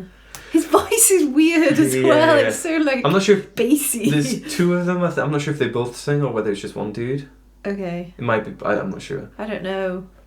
I just recognise that one guy that's got quite a deep voice. Yeah, I think it might be the one dude. But yeah, they're the kind of... I think they're one of those bands which are kind of like, I don't know how to like best sum it up, like fake diverse, like Okay, yeah. superficially diverse, but actually very limited songwriters. Right. And I say that as someone who really likes them, and I think the album that the Ocean Man is off, The Mollusk, is a great album. It's probably their best, and it's a really good album. But they're the kind of people who superficially sound like they're doing all these different sounds, Yeah. but actually it's always kind of the same. They always write the same song. Anyone can write a song and just add a reggae beat. Yeah. Or write a song and just make it a bit funky. It's like, well, if it's always the same song, that's not actually real diversity. Do you know what I mean? I guess so, yeah. I guess I was kind of thinking like, oh, like maybe it is kind of impressive if they're doing like lots of different kind of genres, you know. But I don't know them well enough to know how well they do that. That's what stopped me from being like, because some people love them and swear like they're the greatest band, you know, since like Queen or something like that. Like they're just amazing, like really brilliant albums that compete with the best albums ever. And I just think I really like them, but I could never put them quite that high, just because of that barrier is like they're superficially doing all these different things, but everything's still very similar. Yeah, I guess like it's fine, you know, it is impressive to do lots of different things, but if you don't have like a standout, if you don't have one thing that's like really good, or, you know. No, it's not that. Like they do write some really good pop songs, but I think it's just like, this is kind of a flamenco-y South American sounding song, but it's not actually like a proper flamenco. It's not like a proper, I don't know what genres are in South America. I don't know. But you know what I mean? You know it's not authentic. You can hear it. It just sounds like a pop song that they've added steel drums to and a bit of flamenco guitar. Yeah. It's not actually. And it's a pretty straightforward song actually, and like it happens quite a lot with them where they can sound, for people who like that sense of humour, they can sound really impressive at first, and then you can kind of be like, oh, actually, like they're not as doing as many things as you think. Yeah. It sounds like I'm just putting them down now, but I do really like them. Do you know what I mean? Yeah, I mean, it's hard for me to say because I don't know them that well. Like, you've obviously played them, but I don't. Yeah. I'm not kind of like tuned into it that much, you know. I know the Ocean Man song, but I couldn't even name you like some of their other songs, you know. Well, they had a song called HIV Song. Yeah, that rings a bell. Yeah. Play that to you. That is just stupid. Yeah. I think it's the kind of thing that probably, it wouldn't really be my type of humour anyway, do you know what I mean? So I probably wouldn't have been. I think that's the thing, if I don't find it funny, then I'm not going to be that interested. Because that's kind of, it feels like that's kind of the thing. Yeah, I was going to say that they do a brilliant, like, homage to Thin Lizzy. And it's like, this is when they can be brilliant. When they do that, like, when they get it right, when they pitch something correctly, they get it completely spot on. Yeah. That's cool. And when they do something like that, it's like, it is funny because you recognise the reference, but it's also well done. Do you know what I mean? It's pitched correctly, but sometimes Bananas and Blow is always a song that I've always been a bit weird about because it does have that fake feel to it, and it's a bit too consciously trying to like emulate that without really doing it. I still like the song, but I'm not mega keen on it. Yeah. And they did like a whole album which was like, oh, I've definitely played to you the country album, where it's like a parody of country music, and it's really on the nose. Like they have a song called Piss Up a Rope, and that's the one. Okay. On your knees, you big booty bitch. That's sucking. Like the lyrics are so on the nose. Yeah. And again, like that is a parody of like misogynistic country music, and also they have an infantile sense of humor anyway. Yeah. But like country music is really sexist. But for me, that's pitched right because it's completely taking the piss out of that kind of thing. But at the same time, they went to Nashville and hired a bunch of like proper country musicians, right? And it actually sounds a bit more authentic. Yeah, it always has that kind of polish. Yeah, I guess it's partly just that.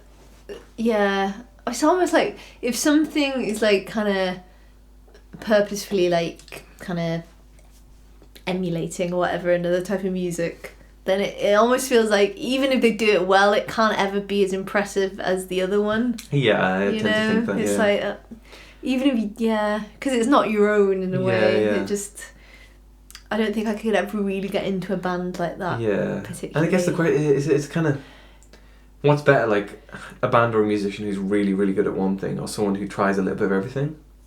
I don't know. I mean, I guess when you take a step back, like it is really impressive to be lots of different things, but I'm not sure like that's how most people look at. Well, clearly people do, but I think in popular music, I don't know. I'm not sure. I think someone like Paul McCartney has made a career off of being good at tons of different styles. Yeah. Whereas I think John Lennon was a lot more like, this is my thing. they kind of like, you could almost to artificially put them as the two poster boys for the opposite. I always prefer John Lennon by a mile. Yeah. But I know, like, lots of I've people never really thought of prefer- it like that, to be honest. Yeah. But maybe I just don't know, like, enough about Yeah. the...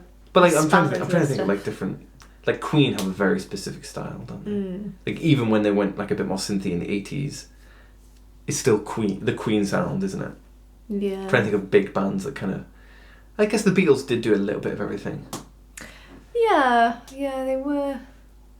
But I'm just thinking about like their biggest songs. But then they had so many. It's hard to say, isn't it? Really. But yeah, I don't know.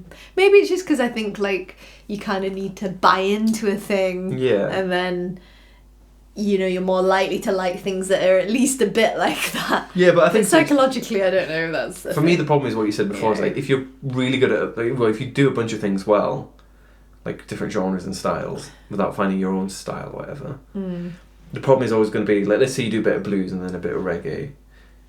It's like, well, why did I listen to you do blues when I can listen to someone else do blues like properly? Why would I listen to you do reggae when I can listen to Bob Marley or Yeah. all the other reggae musicians? That becomes a bit the problem, I think.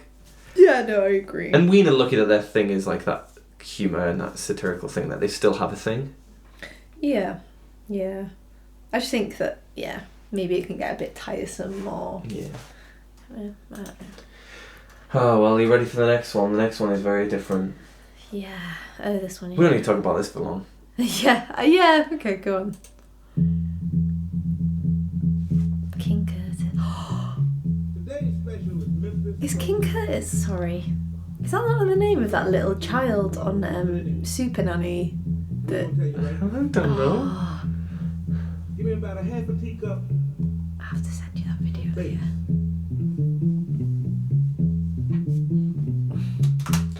So that's Memphis Soul Stew by King Curtis. And the whole song is just a really simple groove. And he's basically saying, we're going to make a Memphis Soul Stew. I want a quarter pound of bass. I want a pinch of organ and that kind of thing. Yeah. It's not the shortest song in here. No. How But long is it? It's 3 minutes. It's longer than Yeah, I I was going to thought. say, it's just like a standard song, Yeah, isn't it? but there's a great bit when he goes in. Beat well. Yeah, no, I mean, like, I think it's quite fun, isn't it? It's fun, yeah. Like, it's, as you say, like, the kind of concept is like almost quite simple, but in a way it's like, oh yeah, like, in a way it's quite clever, right? Yeah, I don't know, yeah. you know, it's quite, maybe the more I listen to it, I was like, you know what, like, this does work well, and, Yeah. you know, and yeah, like, it's cool, those little kind of riffs and Yeah. the little And how bits it where builds up. stops. Yeah, it builds it bit by bit. Yeah. I think it's one of those things where there's like one central conceit to it, and then like that's kind of it. Yeah, it's like there's not much to say about it. I guess like it's a cool song. But I I'm just- not gonna like listen to it loads Yeah, and yeah. loads or anything. But, I like the little kind of central metaphor. You know, it's a song. It's that's like a what I stew. mean. Yeah, You know, they're in Memphis. you throw little bits in. You Yeah. know, pop it in the pot. you It's know? fun. Yeah. We don't need to talk about this for very long. All right. Yeah. But, you know, it's all I right. just Yeah. thought you might want to listen to it. Where'd you find about this one I have then? no idea where I first heard that. I've known I'd it like for to know years. the story. I've probably heard it on like a compilation random thing. King Size Soul. Oh, nice. Yeah. He was a saxophonist, I think, or he played something. He played something. Can you just? obviously. I'm just curious. Can you just put on like one? Can we? Are these all covered? Wait, is Memphis Soul Stew a cover then? I don't know. Yeah. Oh right. Oh, that's sad. Disappointed. What is this song again? Oh, Stop. What's that sound? Oh, ready for the next song? I think so. This is Although a classic. I do feel like I need. You need a proper- break. No, it just makes me want to eat some roast beef. Oh, this song, alright. Roast beef of Old England. This specific version is done by a guy called Jerry Bryant. Okay. When mighty roast beef was the Englishman's food, it ennobled our veins and enriched our blood. Our Blood. soldiers were brave and our courtiers were good. Oh, the Roast beef of Old England. Yeah, I mean it's very hearty. I think that's the best way to describe it. This is a weird song. Yeah, I mean, it's kind of like a kind of folky, like... So I was interested in what kind of wider topic or issue can I tie this to? You know, I don't know. It seems quite straightforward, really, to me. I mean, I might be wrong. Nationalism and imperialism. Probably, yeah. Old England, you know, it's probably got some of that. No, going it's on. it's very much in the kind of hurrah, rah, rah, England, oh bully, down with the French. We don't want I those don't think French it says Jews. down with the French. No, though, it says does something it? about French food. But Does it's that, it? yeah, it says something about French food about, I can't remember what it says We exactly. don't like French food. Oh, yeah, All but since we have vapouring learned France. from all vapouring France to eat their ragoûts as well as to dance, we're fed up with nothing but vain complacence. Oh, the roast beef of Oh, England. so they're a bit like, beef is the bloody best, man. Roast beef Roast specifically. beef is just the bee's knees. We don't eat ragoûts in this country anymore. Yeah. Down with the French. Yeah, It's a bit annoying, idiotic. that, isn't it? It's just incredibly stupid. But if you take that all away, you know, it's quite... It's a jaunty little tune. It's But got no, nice harmonies the in it interesting as thing well. is, this is really random, but I remember once driving to Hook in Hampshire when we used to live in Birmingham for like a meeting with Virgin yeah, I Media. remember you used to go there. And I used to just put on like the radio, and I never listened to the radio, but there's nothing else to listen at the time in the morning. And there was like a whole Radio 4 like special on like food and nationalism and like notions of masculinity thing, and like Yeah. it was all about roast beef. Okay. And like roast beef, like bully beef, you know, when people say like that kind of thing, it's a very English yeah, thing. yeah. And there's just such a long tradition of like roast beef being seen as a very traditional English thing, even though beef is a French word, but and like tying into like ideas of like imperialism and nationalism, and it's always like a specifically anti-French thing. And even today, I think it's still around, and there is like definitely tied in with, you know, men eat meat, Yeah, and it's all very definitely. stupid, obviously, but it's just weird that it is a thing. It's a really identifiable thing that you hear, and you're like, yeah, that makes sense. You have a category for it in your brain already made for it. Yeah, no, it definitely is still a thing. I think maybe, like, I think it's only like the last few years where it's made me like a bit less of a thing, because obviously veganism is more popular. Yeah. But yeah, it's so weird though, isn't it? Like, I mean, every country has like, they're always proud of their national cuisine, aren't they? yeah. And people get very defensive of it, and very Yeah, I specific guess about so. what is a proper pizza or what is a proper pasta dish. Ours or is just so basic though, isn't it? It's like, just put a bit of cow in the oven. That's it. Yeah. yeah. It's a bit sad. But so this song is written about like Elizabethan England. Maybe it was written at that time as well. I'm not entirely sure, but what was I going to say? Even at that time, British cuisine was not too dissimilar to French, and we had spices and herbs from all over the world coming here, and British cuisine wouldn't have been as famously shit as it is now. Yeah. That's more of a remnant of like post-industrialism and post-World War II rationing. Yeah. So So you're just saying that if they cooked a roast beef, it would probably be quite good. well, I think for some reason roast beef just became like totemic of English food even back Yeah. then, but actually British cuisine, especially amongst the upper classes, would have been very similar to French cuisine. Yeah. It wasn't just a roast. Yeah, like, yeah. You know. Yeah. And you know, maybe not quite as far back as it is Elizabethan time, or maybe even then, but you know, we had a tradition of like curries and like food from both India and, you know, the like Malaysian peninsula and stuff like that. So there was lots of diversity there, but yeah, for some reason it got tied to roast beef. Yeah. I mean, don't mind a roast beef. Yeah. It's not the most. You say you don't interesting mind it. thing. When was the last time you had a roast beef? I couldn't tell you, to be honest. Couldn't tell you. But yeah, that's was clearly not my most favourite thing. But what was I say? This guy, particularly Jerry Bryant, obviously is underrated by definition because no one's heard of him. The only reason I know him is because if you're looking for sea shanties on Spotify, you eventually come to him. And he was like some dude from like late 60s or 70s England. Right. And he's got tons of songs. He does all the classic sea shanties. It's got a very sea shanty-ish voice. Yeah. Definitely. Some good stuff on there. Yeah. I mean, it's good. It's enjoyable. It's got a very powerful kind of hurrah Yeah. voice. Rah rah. Yeah. No, I mean, I know I've already said that we've had the best song, but I think this next song actually is the best song. Okay, go on. By a little I band do like called this. Tenacious D. Kielbasa. I love you, baby, but all I can think about is kielbasa sausage. Your butt cheeks is warm.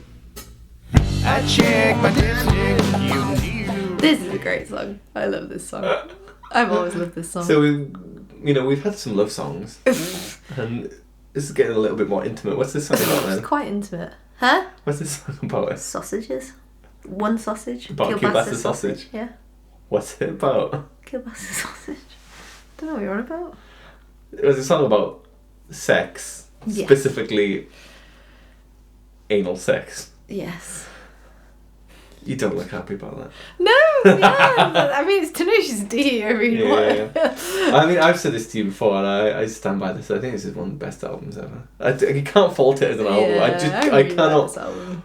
Like, in a way, I don't want to call a joke album one of the best albums ever, but I cannot fault it from beginning to end. And it's a long album. I think that's what I was thinking of, like, with Tenacious D. I was like, why do I like Tenacious D so much? Because they are, like, obviously, like, a joke band. Yeah, and, yeah. you know, all the lyrics are so, like, they're either about sex or smoking weed. Like, they're so kind of inane in a way. Yeah. But I think it must be that kind of, there's that weird kind of mismatch between, like, the lyrics, which are kind of really stupid and, like, funny. But, Yeah. you know, but obviously, like, Jack Black is an amazing singer, and, like, Cal Gass is like a really competent guitar player as well, and you know, it's just, yeah, there's something really cool about that weird incongruence, I guess. Because I'm not really, there's not many other bands, like comedy kind of bands that I'm into. I guess. I think we could link it back to Ween, because they're like a comedy band, but weirdly, I think Tenacious D are a lot better at it. And I think they're just funny. Like, they're funny Like, guys as Ween well. are rarely like laugh out loud funny. They're more like, I see what you did there. Yeah, Whereas I Tenacious think D that's are it. genuinely hilarious. And I don't know what it is about them that I find so I think it's funny. just because they're but- so like straightforward about it. Like, they're completely on your level. Yeah. Yeah. There's no maybe. like, the songs are quite sophisticated in a way, but there's no pretense towards sophistication. Yeah. And I think so many people sing about the things they do seriously, and you listen to it like, is this just a joke? There's so many people who sing about sex all the time, and my go-to example is like Prince. And I don't think Prince is as great as people say, but like, I fully believe that he's very serious about, like, you know, he's not taking the piss, whereas Tenacious D are two fat, bald or balding dudes Yeah. who are just singing about like threesomes. Maybe and that's stuff. kind of, obviously that Yeah. is really funny. And I think, as like- well. Like, I think if you were singing about just smoking weed and having sex all the time, and you weren't doing it in a jokey way, you'd be stupid. oh, it'd be awful. Yeah, Yeah, yeah. it'd be terrible. But Yeah. I'd hate it. I would Yeah, really yeah. hate that so much. But because they're just, I don't know what it is, like, and a lot of people, I mean, you know, a lot of people hate their stuff, don't they? I mean, I don't even like I any of their guess, other I mean, albums. imagine so. I've never actually met someone Yeah, that some does, people but just I'm really think sure it's, they like, do because, just like you know, dismissed as like yeah, gross it's humour. stupid and- But I don't even find it gross because it's not. I mean, they even have songs about like Cleveland steamers like pooing on someone's chest. Like, it's just, yeah, I forgot what that was until you said, but yeah. they have all these things and it's so gross, but you just don't take it. I don't take it that way because it's just. I guess it's because it's so obvious as well. Yeah. Like, it's nothing. Yeah, it's just all out there. It's kind of. Yeah. I don't know. And the songs just sound good. You know what I mean? So Like, they're catchy. good songs. Like, Yeah. they're catchy, and as I said, like the vocals and the guitar But playing. even the comedy interludes, like the little things between the Yeah, songs, are just yeah. genuinely They're hilarious. just funny. Like, I think it. Yeah. And when I listened to that album, like, I'd never heard anything like that before, you know? Yeah. And, like, I've told you this before, my dad bought me that album when I think I must have been, like, 11 or 12 when this album came out. Yeah. And I remember us sitting in the living room together, like, listening to the CD, just, like, listening to the album through. And, like, you know, obviously I was like, oh, yeah, this is so cool. Now I'm like, what was my dad thinking at that point? Like, listening to, like, Kielbasa, was he like, oh my god, what have I done? He didn't say anything, and, you know, he likes them as well, but look at it, I it's a 50-minute long album with 21 songs. 21 songs, a lot of them is like skits or whatever. Yeah. And there's not a weak moment in there. I always thought maybe The Road was the weakest song. Yeah, I probably agree. That one's just a bit more generic. That's a little bit more like the Ween thing, though, isn't it? Like where they're doing a bit of a takeoff of a kind of like rock and roll. There's a middle. I feel like there's a middle bridge or something which is a bit better on that song. To be honest, it's quite a catchy song. Still. Yeah. I quite like. I know that song. If we go through the track, like Kielbasa, brilliant. One note song, hilarious. Tribute is just brilliant. Hell. Wonder Boy. Oh, classic. Hard Fucking is a great little skit. Yeah. Fuck Her Gently is that's great. Unbelievable classic. Explosivo, love it. So good they used that again in the film. Oh yeah. Dio, great song. Inward Singing, hilarious. Kyle Quit the Band, brilliant. Very sharp. The Road. Lee. I like Lee. Cock Push-Ups is just hilarious. Lee, silly, brilliant. But this is what I look like. All those Lee is like really short. There's nothing to it, but they know to just sing the song and just move on. Friendship Test, Karate Schnitzel, Karate, Rock Your Socks, Drive Rock Through. Your Socks Off is a little bit like The Road in that way, though, isn't it? That's true. It's a little bit of a... Drive Through is hilarious. Double Team, again, I could have... Yeah, that's even dirtier almost than Kielbasa. Yeah. And City Hall is just brilliant. That's like the... I kind of want to listen to this album epic again, classic. though. You see, I don't even listen to it now for like maybe a year or two, and then I just put it on, and I'm like, this album is it's just amazing. Yeah, it's been a long time since I listened to it. And like even Kielbasa, like I hadn't listened to this one in a while, but I remember always like the guitar riff even is so cool. Yeah. It's like really simple, but I really like it. It's really cool. And that bit where he goes where he goes up high and his voice sounds so good. His voice is just, again, he's another person like when you see him and you see him sing, that he's just like, what? I guess again that's why it makes it so much better in a way. You're like, oh my god, this guy, like this little short, like podgy guy, and he just doesn't take himself seriously as well, which is kind of refreshing because he is really talented, but he's just like he's a weird guy. But he's just him. But he's just so like he's odd, straightforward. Yeah. But you see what I'm saying now, Karen, when I say this playlist just touches on everything. Sex, beef, love, nationalism, imperialism. Oh, sorry, imperialism, not beef. Yeah. But also, beef. If you take it literally. Clearly being bit of the Bible, a bit of alcoholism. Bit of the Bible. Bit of the Bible. Yeah. All right. Good one. I'm glad. I was pleased to see Tenacious D there. Next song. Yeah. We've not got much left now. Yeah. Go on.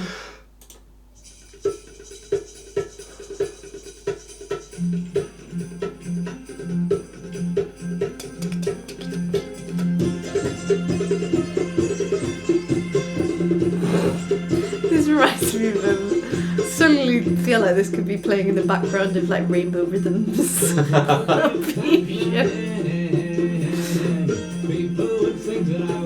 Just good fun. So that song's called Fat Man by Jethro Tull. I feel like it's an appropriate way to end the main bit of the playlist. Because if we ate all that, we would be fat. Does that make sense? Probably. I mean, a whole roast beef. Roast beef. Yeah. What do you think of that song then? Yeah, I really like the song. You really like it? Yeah, no, I did like. I've heard it before because I'm sure you've played it before. Yeah, so I've heard it like in the background a little bit, and I think again it kind of grew on me. When I first listened to it, I was like, oh yeah, I recognise this.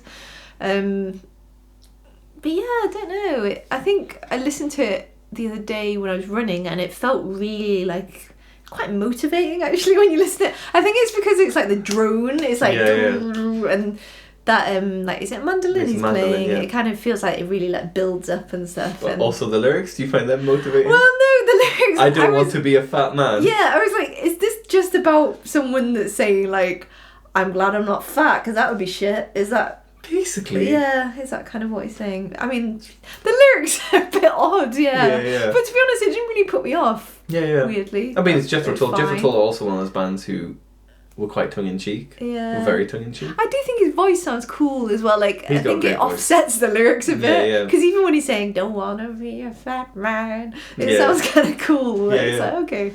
Maybe it's just like in the context it all pulls together somehow. Like, it's one of the songs you listen to, you're like, wow, it's quite dated. I don't think people would write a song like that these days, especially now that... But for me, the main thing is, we've talked about this before, like, the standards of what is fat now are totally different anyway. And like, to be completely honest, back in like 1971, fat people would be quite rare. Yeah. In like that kind of generation. Like, if you look at Jethro Tull, or any bands back then, if I was in that band, I would be the fat one. Okay. And I'm not saying that in a pity me way. I'm not. Fat. It's not even that. I'm just saying it in a. People were so slim back then. Yeah. Everyone was so slim, and like, it's why it's like, if you watch old movies, like, if someone's a bit portly, that they're a fat person. They are the fat person. I'm not. Mainstream media can be similar to that still to this day, like in Hollywood films. Do you know what I mean? Yeah, I think so. But I think the baseline expectation in society is very different. Like, if you watch Laurel and Hardy, that's older still. Hardy is not that big by today's standards. Yeah. Yeah. He's a big guy, but Yeah. I think by today's standards, like back then he was comically fat. Yeah, I guess so. I mean, the fact that he was that big was hilarious to like audiences. Yeah. Yeah, I guess, like, thinking about the lyrics a bit more now, I guess. I just didn't really pay much mind to it, I suppose, because, as I said, I was like, just thinking about the song as a whole, but, I mean, it is quite, it's quite stigmatising, isn't it? Yeah, yeah. Like, it's not the best thing to be. And also, it's just complete stereotypes. So, like, I wouldn't want to be fat because everyone would think I was just good fun. Yeah, it's like, that's such a jolly it's, fat person stereotype. Again, it's really, really old-fashioned. Yeah, it's quite cringy, isn't it? Like, if you heard that now, you'd be like, oh god. Well, you did hear it now and you weren't like that. I know, it's weird, isn't it? But I think that's because I know they're an old, I just didn't you definitely think about do have it. different. Yeah, we all naturally do that. Don't we? It was just like, oh, it's an older song. But if I had, you definitely would apply that standard. Like, if it was on the radio, for example, you'd be like, what the? Like, you can't say that. Like. Was it Megan Trainor? Is that what's her name? Yeah. She got told. I mean, I'm not saying wrongly. I'm not saying it was wrong, but. What was that line in her song about? She says something about skinny bitches because she did all the. To be fair, she says bitches as well. So like. Yeah, I mean. But like that kind of song, she gets criticised for that. I'm not even saying that's wrongly, Yeah. but this kind of song, 1972 or 1 or whatever it was, just completely accepted. Yeah. I think. Obviously, standards change. It's kind of an obvious observation, isn't it? Really.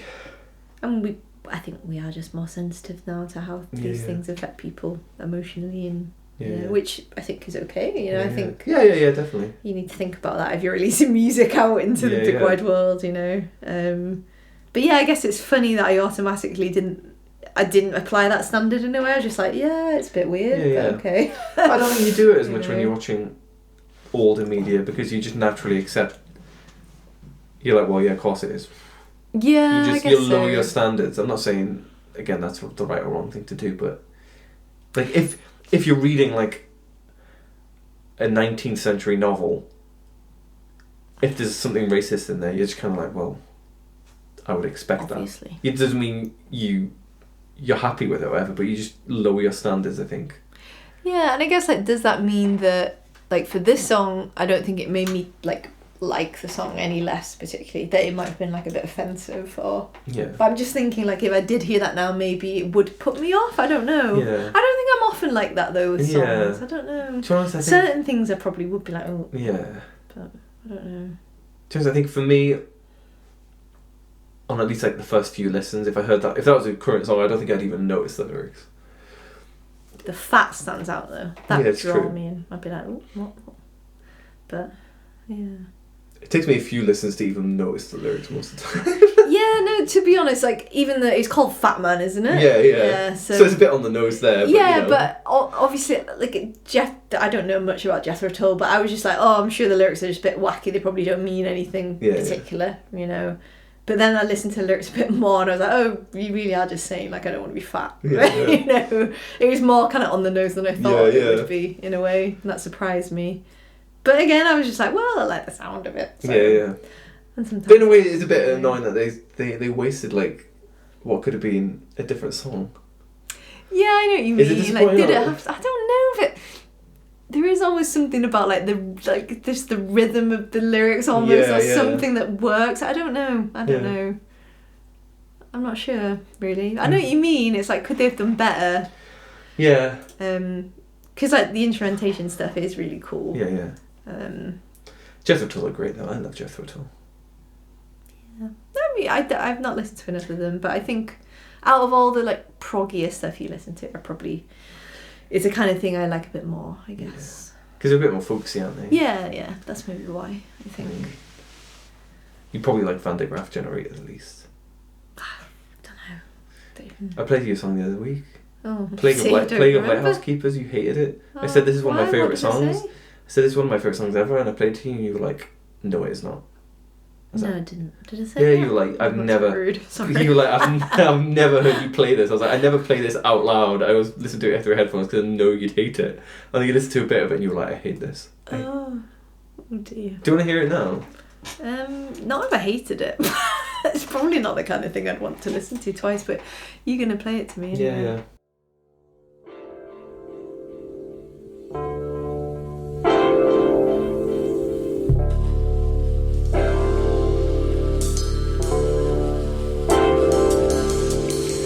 Still waiting for my saviour. Storms tear me limb from limb. My fingers. Oh yeah, no, I think I remember now. This is too much shit. Oh my god, yeah, it's a nightmare. Oh, that just makes me anxious. I mean, that is literally the point. Well, yeah. Why And this is a not? massive digression away from food, but in the way that I think, movies can do different things. They can be like heartwarming or horror. Like that is kind of like the horror Horrifying. genre of the prog world. Okay. I think that's a legitimate thing to do. I mean, You actually look distraught. yeah, I don't know. It just makes me stressed. I don't know why. Because I like horror films well enough, but I like being in the cinema and having everyone's reaction and like that jumpiness. Whereas that is just I'm like I don't like lots of noises as well. I love that. I'm like, Oh wow. god, I'm like no, just go away. Yeah. No. But that was a bit of a digression. But Yeah. yeah. Anything else about Fat Man 2001? No, you seem to really like the song as a song. I never liked it that much as a song. Oh, really? Yeah, I don't know. I think it's weirdly mixed. I feel like his vocals are a bit lower than maybe I'd want them to be as well. I don't know. Yeah, maybe. I was never. It's not what I love about Jethro Tull. I think it's fine. It doesn't sound like that similar. I don't think I even knew this was Jethro Tull. Okay. Yeah. I think when I heard it, I was like, oh, I've heard this song before. Yeah. But when I saw It it, does I was sound like, a bit oh, different it's to a lot Jethro of Tull. Yeah, I don't know why that is. Yeah, maybe. And in fact, even the name Jethro Tull ties in nicely with food and drink, because Jethro Tull was a 17th century English agriculturalist. He revolutionised the way we farmed. That's what they're named after. Which is obviously the coolest thing for any rock band That's to be really named random. after. You got Led It's the height Zeppelin, of you got cool. The Who, you got Jethro Tull. You're really into the coolest bands, eh? I'm going to take that as genuine. Now, wow, that's like the bulk of our playlist done. Oh, but wait, oh my god, what's that? Bonus round. What? Who played it better? Now I've only done this once before. I did this with Lewis, I'm excited. and we'll listen to both the songs first. Okay. The song is Shortinin Bread. Yeah, we thought, we're gonna get some shortening bread to eat I'd whilst find we a recipe. record this, but we never did it. Also, and like, it's such a we letdown. don't really eat meat, so Yeah, but we can we're gonna use get butter. Shortinin. No, we could eat butter. Yeah.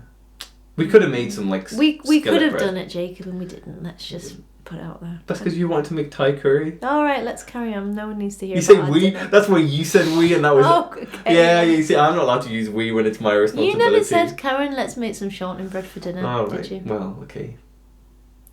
Carry on. So yes.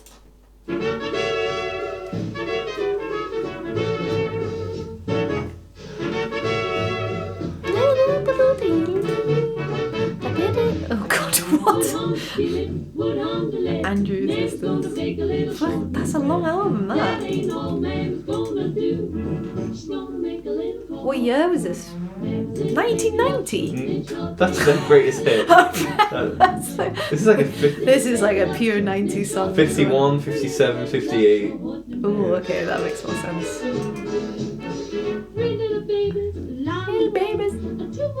you want to hear the whole thing, or should we? Nah, it's alright. I've listened.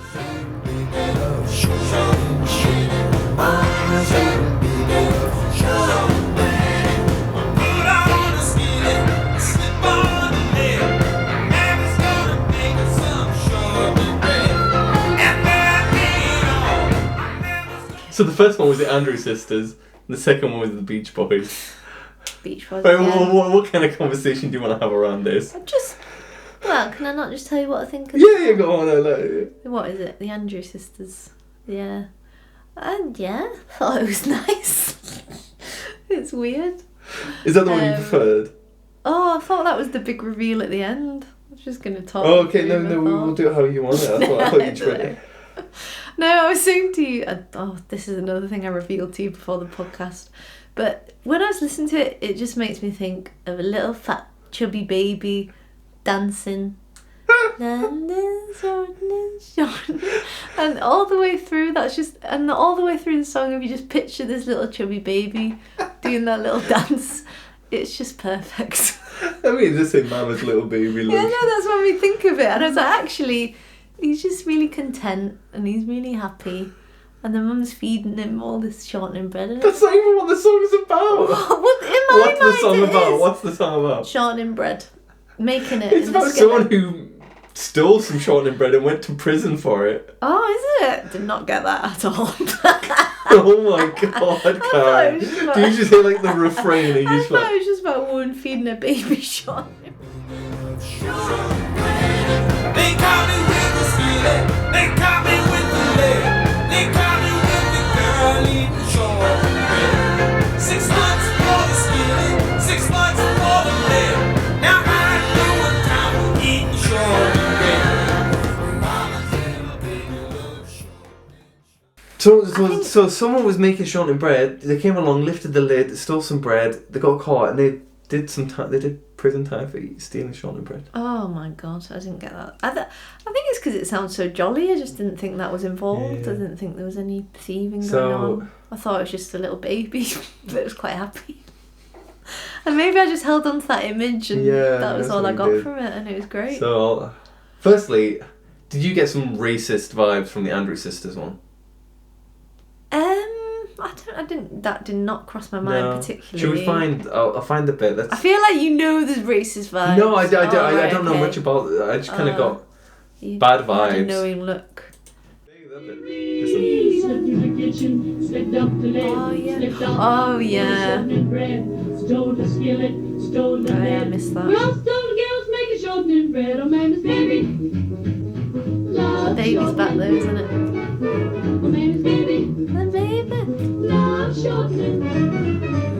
Oh, man, Miss Baby. That's such a small bit of the song. How was I meant to pick up on that? No, well, you weren't meant to pick up on that. That's just the bit that, like, it sounds like they're kind of affecting, like, a southern No, black sorry, accent. I meant the thieving bit. I'm still Oh, thinking right. about the How was storyline. I supposed to pick up on the things they say? But also, I did then. Yeah. Yeah, I know what you mean, actually. Maybe I did think. Now we said it, I'm a bit like, oh, maybe I did think that at some point. Yeah. But yeah, it is a bit weird. But, like, shortening bread is a southern thing. Yeah. And it sounds like it's probably part of, like, soul food kind of tradition. And I- at that bit, they are definitely affecting that kind of, like, black American accent, right? Yeah, And, no, like, it did sound like it. Who the hell goes to prison for stealing a bit of bread? Probably a slave. Yeah. Like, that is a traditional song, it's an old song. And I don't know whether I'm reading too much into this, I don't know. That sounds really sketchy to me. Yeah, no, I just didn't think of it, but now you've... It's like saying that, like, look, it's a catchy song. It is. Oh, I don't know what to think of it now. But it is, you My listen whole to it. image of this song has just completely gone out the window in more ways than Yeah, one. yeah. I mean, it's catchy. Yeah, It's but kinda- which version did you prefer? I preferred the original. What I was don't it? think Shift's original. Like, The yes. Andrews Sisters Yeah, all yeah. the way. I just feel like the Beach Boys one. Bear in mind, I had this nice little dancing baby image in my head. I So feel it's like bass voice. Oh, but- it just didn't capture the image of the song at all. The essence, of Yeah, the yeah. song. I was like, it just sounds more generic, you know, like more. I don't know. Yeah. Don't know what genre you'd call that, but So right, the only reason I know about this song is because obviously, I'm rather keen on the Beach Boys, you might know. Yeah. But Brian Wilson in the 70s was obsessed with this song. Like, he just became obsessed with it. So weird. He would just sit at a piano, playing it for hours. Like, people would come around and he would just play to them. Like, Alice Cooper came around and he just played it to him. He would just play it to everyone. He was obsessed with this song. Yeah. That's really random. Where do you hear this song? I think he might have. I don't know. Like, part of me's like, was that the version he heard? Who The Andrew knows? Sisters might be. It's one of the few versions I can find online that predates the Beach Boys one. And he would tell people, like, this is the greatest song that's ever been written. He would just swear that he's like, best song. There's no great song. People are like really excited to hear it and he'd play it and they'd be like, was he going through what? some kind of I mean, crisis it was at the that 70s. point? He was always going. Yeah. I just wonder if he still loves the song or I whether think he was probably like, still likes oh it. no. No, he always says. He says he's really into Phil Spector. I think he says some Phil Spector song is a great song. Probably "Be My Baby" or something like that. Oh, okay. Very different. He's to also really into Shortinin. He's really into Gershwin. So like Rhapsody in Blue or something like that. I know, isn't But yeah, so he's obsessed with it. And what I find, I guess, funny but also tragic is at this point, this is like 78, 79, the Beach Boy, like Brian Wilson was just not writing songs for them at this point. Right. He was just too far gone, really. And they clearly sat around like, right, we're going to write another album, we're going to release it. We haven't got enough songs. They were so devoid of songwriting why talent. write a They bloody were album so, then? except for him, they were so incapable of writing songs. Actually, that's not fair. Dennis Wilson could write songs, his younger brother, but he ended up keeping them for his solo career, and he died only a few years after this anyway. They were so like devoid of songs that they were like, what's that song Brian keeps playing? Should we do a version of that? Yeah, we should do a version of Shortinin Bread. And like the first time I heard this song, I was like, who is this meant to appeal to? Who is the audience of this song? Shortinin Bread. It almost sounds disco, doesn't it? Like a disc. It's got like really like simplified like it's beat. kind of Like what is it? Like rocky, like boogie. yeah. Boogie woogie. or Yeah, but it's something. when he's like get like unison bends and you like guitar stuff in the I don't background. know. Be interesting to see how that fits in with the rest of that album. Oh, it's yeah. I'm guessing it stands out like a sore thumb. Well, it's just a shit album. Oh, so yeah. they all sound rubbish. Well, if it's a Beach Boys album that doesn't have Brian Wilson writing songs, then it's not a good album. That's a good rule. Was Brian Wilson pleased that they were going to cover that song? I don't know. Or was he just... I think he recorded it originally with them anyway, as part of an album that didn't get released in the end. And I think they just used it and just like put some new vocals on it or something. I don't understand like so strange. who in the band thought, yeah, like what did they think their audience was when they did that? I don't like nothing They're about just that. desperate. Yeah, they were so desperate, but like it's so unbelievable. Like how could you spend that like 15 years in a band with Brian Wilson and not pick up any idea of how to write a song? Like no idea. Maybe they just had the fear though, like they didn't want to try to, like, I don't know. But they did write the rest of the songs on that album, did they? I think I but just didn't really write much. Okay. Yeah, whenever I hear like this song, I don't even not enjoy it because it's funny. But I just think like who on earth did they think they were writing for? They could have released an album of covers, like do you know what I mean? And it would have been better. But Shortinin Bread in that form as well. Yeah, it's very odd. I mean, the song's odd anyway. Like it's just weird yeah. anyway. Like where would you?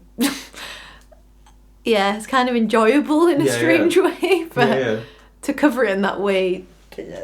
But you like the little Yeah. baby. If you picture it as a baby dancing, that's what I you like. it. Yeah, it's just because it's kind of cute and it's Okay. like it sounds really jolly.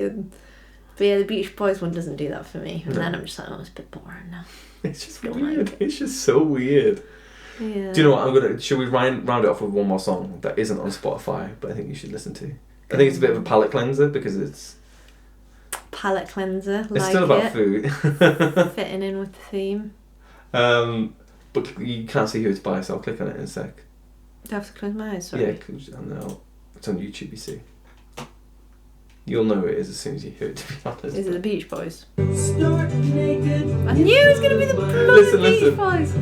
A pudgy person somehow did appear. Seems lately all I've eaten sugar and fat. It's getting obvious that's not where it's at. Big That little piano. and Tripoli gin. Oh, what Condition my condition was in. Bet you like that bit. laughing at myself, but what a crying shame. Whatever happened to my Greek olive frame? What's it? Cyclamates, juicy steaks, sweet things too, aren't always good as they seem. Oh, Doughy lumps. Dewy Lumps. That's what you get when you eat that way. Oh my god, this song's just rude. Wow. What's that one called? Help is on its way. Oh, is that them? Well, what do you think about that song? Yeah, it was quite weird. I like the doughy bits. It's really goofy. So, Yeah. I like mean, the Brian little Wilson piano. famously got really fat in the 70s. Was that before or after he wrote that? No, that was like after, yeah. Oh, right. That's so why he he just wrote wrote the a song. song He just about wrote it. Oh, Yeah. I'm so fat. Yeah. Oh. Because he used to play like American football when he was in like high school. That's why he's like singing about like where's my Oh, like God. good body gone. That's- It's really tragic, but it's That's kind of sad. like cute and like. He makes everything sound quite cutesy, doesn't Yeah, he? yeah. Even when it's quite dark. I mean, that's Michael Love singing there, but yeah, oh, yeah. right. The song. Well, they all sound good. Do you not think they all No, sound I mean, similar? They all have that Californian kind of accent, Yeah, but I the guess I don't Wilson know brothers, them too you well. would really. In this, but a lot of people think that John and Paul sound the same, and I don't think they sound the same at all. They sound really different to me. I mean, yeah. It's what you to get be used fair, to, isn't it? I don't know the Beach Boys I that think- well, so. Carl Wilson and Brian Wilson can sound very similar sometimes. Michael Love has a very different voice. Dennis has a lot more he's a lot gruffer. Yeah. But I like that song. And it's kind of like, it's a good palate cleanser for the rest of the song, because it's about, Don't eat all that stuff that we've Yeah. been talking about, or else you won't yeah, anyway. doughy lumps, La, la, la. stomach pumps. Very, yeah, lovely. Doughy lumps. Great. Stomach pumps is a bit grosser, Stomach really. bumps is horrible. Yeah. God. But, Doughy lumps isn't nice either, Yeah. but again, it sounds kind of doughy like lumps. funny, I suppose. Oh, I mean, it is sad. The whole Brian Wilson thing is sad. Yeah. But, Let's not go into that. but it's a good song. I mean, I genuinely really like, especially the chorus bit when it's just doughy lumps. Yeah, I don't know. It's just again, it But I was doesn't gonna say, speak to me. At the end, he I think he says something about like going to the Radiant Radish. Radiant Radish was like a health food stall Brian Wilson owned in the late 60s. Oh, I think I read that he. Oh, owned okay, yeah, a yeah. Health food thing. Was he like super fit at one point? No, well, yeah, maybe when he was like in high school, like when he played. But not football. after that. No. Oh, And to okay. this day, not really. Right. Yeah. Okay. But I think that's a funny song. It just because I read that he got really into fitness at some point when. Yeah, he but I was don't in think Beach he Boys, actually but put he it into wasn't- practice. I think Right. he just. He liked He was the like, yeah, idea of it. I'm really into this health and fitness thing, and like he probably read a book. Right. So what tried. was your favorite song? Oh no! See, I talked about this the other day, but I don't know if I can really. That's fine. Just what were some standout tracks? Right, Definitely Tenacious D. Kielbasa, because that was already. Right, yeah. a Put song that. I really liked. Would you say that was probably your favorite? If it wasn't for the fact you already I knew don't it? know. It's hard to say. What I else think did you really like? I What was liked it? Fat Man. I liked Barley and Grape as well. So that was Rory Gallagher one, the Jethro Tull And I one. put I think I put Black Coffee up there as well, just because I hadn't heard it before, and it's nice to have like a little new one Mm-hmm. that I liked. I think those are probably like the standout ones. No Love. I Ate Up the Apple Tree. Not at all. I No, don't wanna you listen said to that not again. all, but you did say you were warming to it a bit. No. Did No, I thought you did. I don't Oh. know. You have to rewind that. I take that back. Oh. No, I don't know. Yeah, it's still great on me. I'll never listen to that again. Sorry, Dr. John. Vegetables. Yeah, I like that one. I don't think I liked it as much though as the other ones I mentioned. But again, I didn't know that song, so that's kind of, maybe a surprising one that I liked. Tupelo Honey. I kind of knew that song a bit already. Yeah, it's quite big already. Yeah. Do you think I'm pushing it a bit sometimes, calling some of these underrated? I think Van Morrison is underrated. Like, Van Morrison's a big name, but I still think he's underrated. I really don't know, because I know a lot of his music through you, so it's hard to say, like, I don't know how, like, big they are, really. Van Morrison, though, I would have thought is a bit bigger than a lot of these, but... Yeah, he definitely is, but I still think... don't know, does he get the recognition he deserves? Yeah. Like, I'm not sure. Like, I think, you know... A lot of them... I'm probably pushing it a bit by having Beach Boys on all the time, but I think the Beach Boys, anything after the Beach Boys, anything after Pet Sounds is underrated because they completely went off the radar for quite a while. Tenacious D underrated. Tenacious D underrated. I think anyone who doesn't put that in their top 10 list of albums is underrating that album. Yeah. Like I mean, I will get into fights over this. I will fight you. Yeah. But I think because their other albums are crap. Their other albums are just not even worth talking about. And I think everyone just writes them off as a stupid, immature, infantile comedy band. Which they are. I was going to say. But they're also brilliant. Yeah. Yeah, I guess maybe they are underrated then. I don't know, I think it's probably fair. Like, Van Morrison, I'm not sure. Yeah. But I think Ween, I think they are actually. I spent a lot of time maybe toning down. I think they get a lot of praise too much from people who are like obsessed with them. I think that's the problem with Ween. Like, if you're trying to read about them or whatever, the only people who know about them are obsessed with them. Yeah. And I just think that cultish. Yeah, like dial it back a bit. Like, they are really good and they definitely deserve a lot more fame or whatever. But they're not mind blowing. I think Rory Gallagher, out of everyone out there, is probably the one person who is the most underrated. Yeah. Yeah. Because I said it before, I'll say it again. I think he's like, when it comes to like white blues. I mean, but there kind of is a difference. Do you know what I mean? Like, because the first generation of blues people were all the original like Chicago blues and Memphis blues, a bit of, like Mississippi blues, and then white blues is really Eric Clapton, Stevie Ray Vaughan in the mainstream. And they're the most famous ones. There's other people obviously to a degree, but Rory Gallagher I think is better than both. Yeah. No, yeah. What is the worst thing on that list? I ate up the apple tree. Really? What? That was the one that annoyed me the most, so it's going to have to be, isn't it? I didn't like the Beach Boys Shortinin bread either, particularly. Yeah, that's different. That's in a separate round. All right. Yeah. Well, can I not just say I ate my apple tree then? No, because it's a great song. Well, you wouldn't accept any of them because you made this playlist. I would have accepted... Bananas and Blue. No, I think I would have accepted Roast Beef of Old England. No, I like that better. I'd happily listen to that. Yeah, like that better than I ate the apple tree. Yeah, okay. It's repetitive, but you know. Oh, those people of Old England. Just got a thing against that song now. Oh, I don't get it. Just really great. But I think that says. You've already shown yourself to have terrible taste in music. Oh, cheers. I won't come back then. Whatever. So, do you want to say goodbye to people? Goodbye. Sure, you don't want to plug your my Twitter, your Instagram. Twitter. Please don't look at my Instagram. Why? What's on your Instagram? Nothing. I just keep it private for a reason. Yeah, it's mainly food and cats. Well, one cat. Oh, I should have done a podcast on cats and food for you. Next one can be cats. I don't know. Oh yeah, there must be songs about tricky. Cats. I've already got a couple. Yeah, Gentle Giant had a song about a black cat. Can I think of one? You're not allowed to sing. You're not allowed to choose songs from the musical Cats. Yeah, no, but they're not about cats. You know, supposedly there is a version of the film Cats where they haven't edited out the cat buttholes. I think I heard something like this before. Yeah, I read that and I was like, is this real? That's like, weird. Is this real? Supposedly people are like, we need to see it. Sorry to interrupt. Can you have Cat Stevens on the cat playlist? I don't think so. But we could do Pets and have Cat Stevens doing I Love My Dog. Oh, that sounds like a rubbish song. You've heard that song. Have I? I love my dog as much as that's I love a good song. you. Sorry, take it all back. Also, Cat Stevens is amazing. You know I love Cat Stevens. You love Cat Stevens. I like him.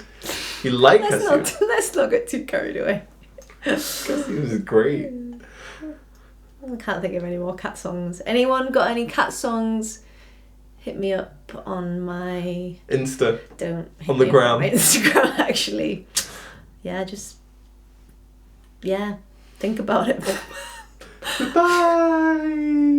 Goodbye.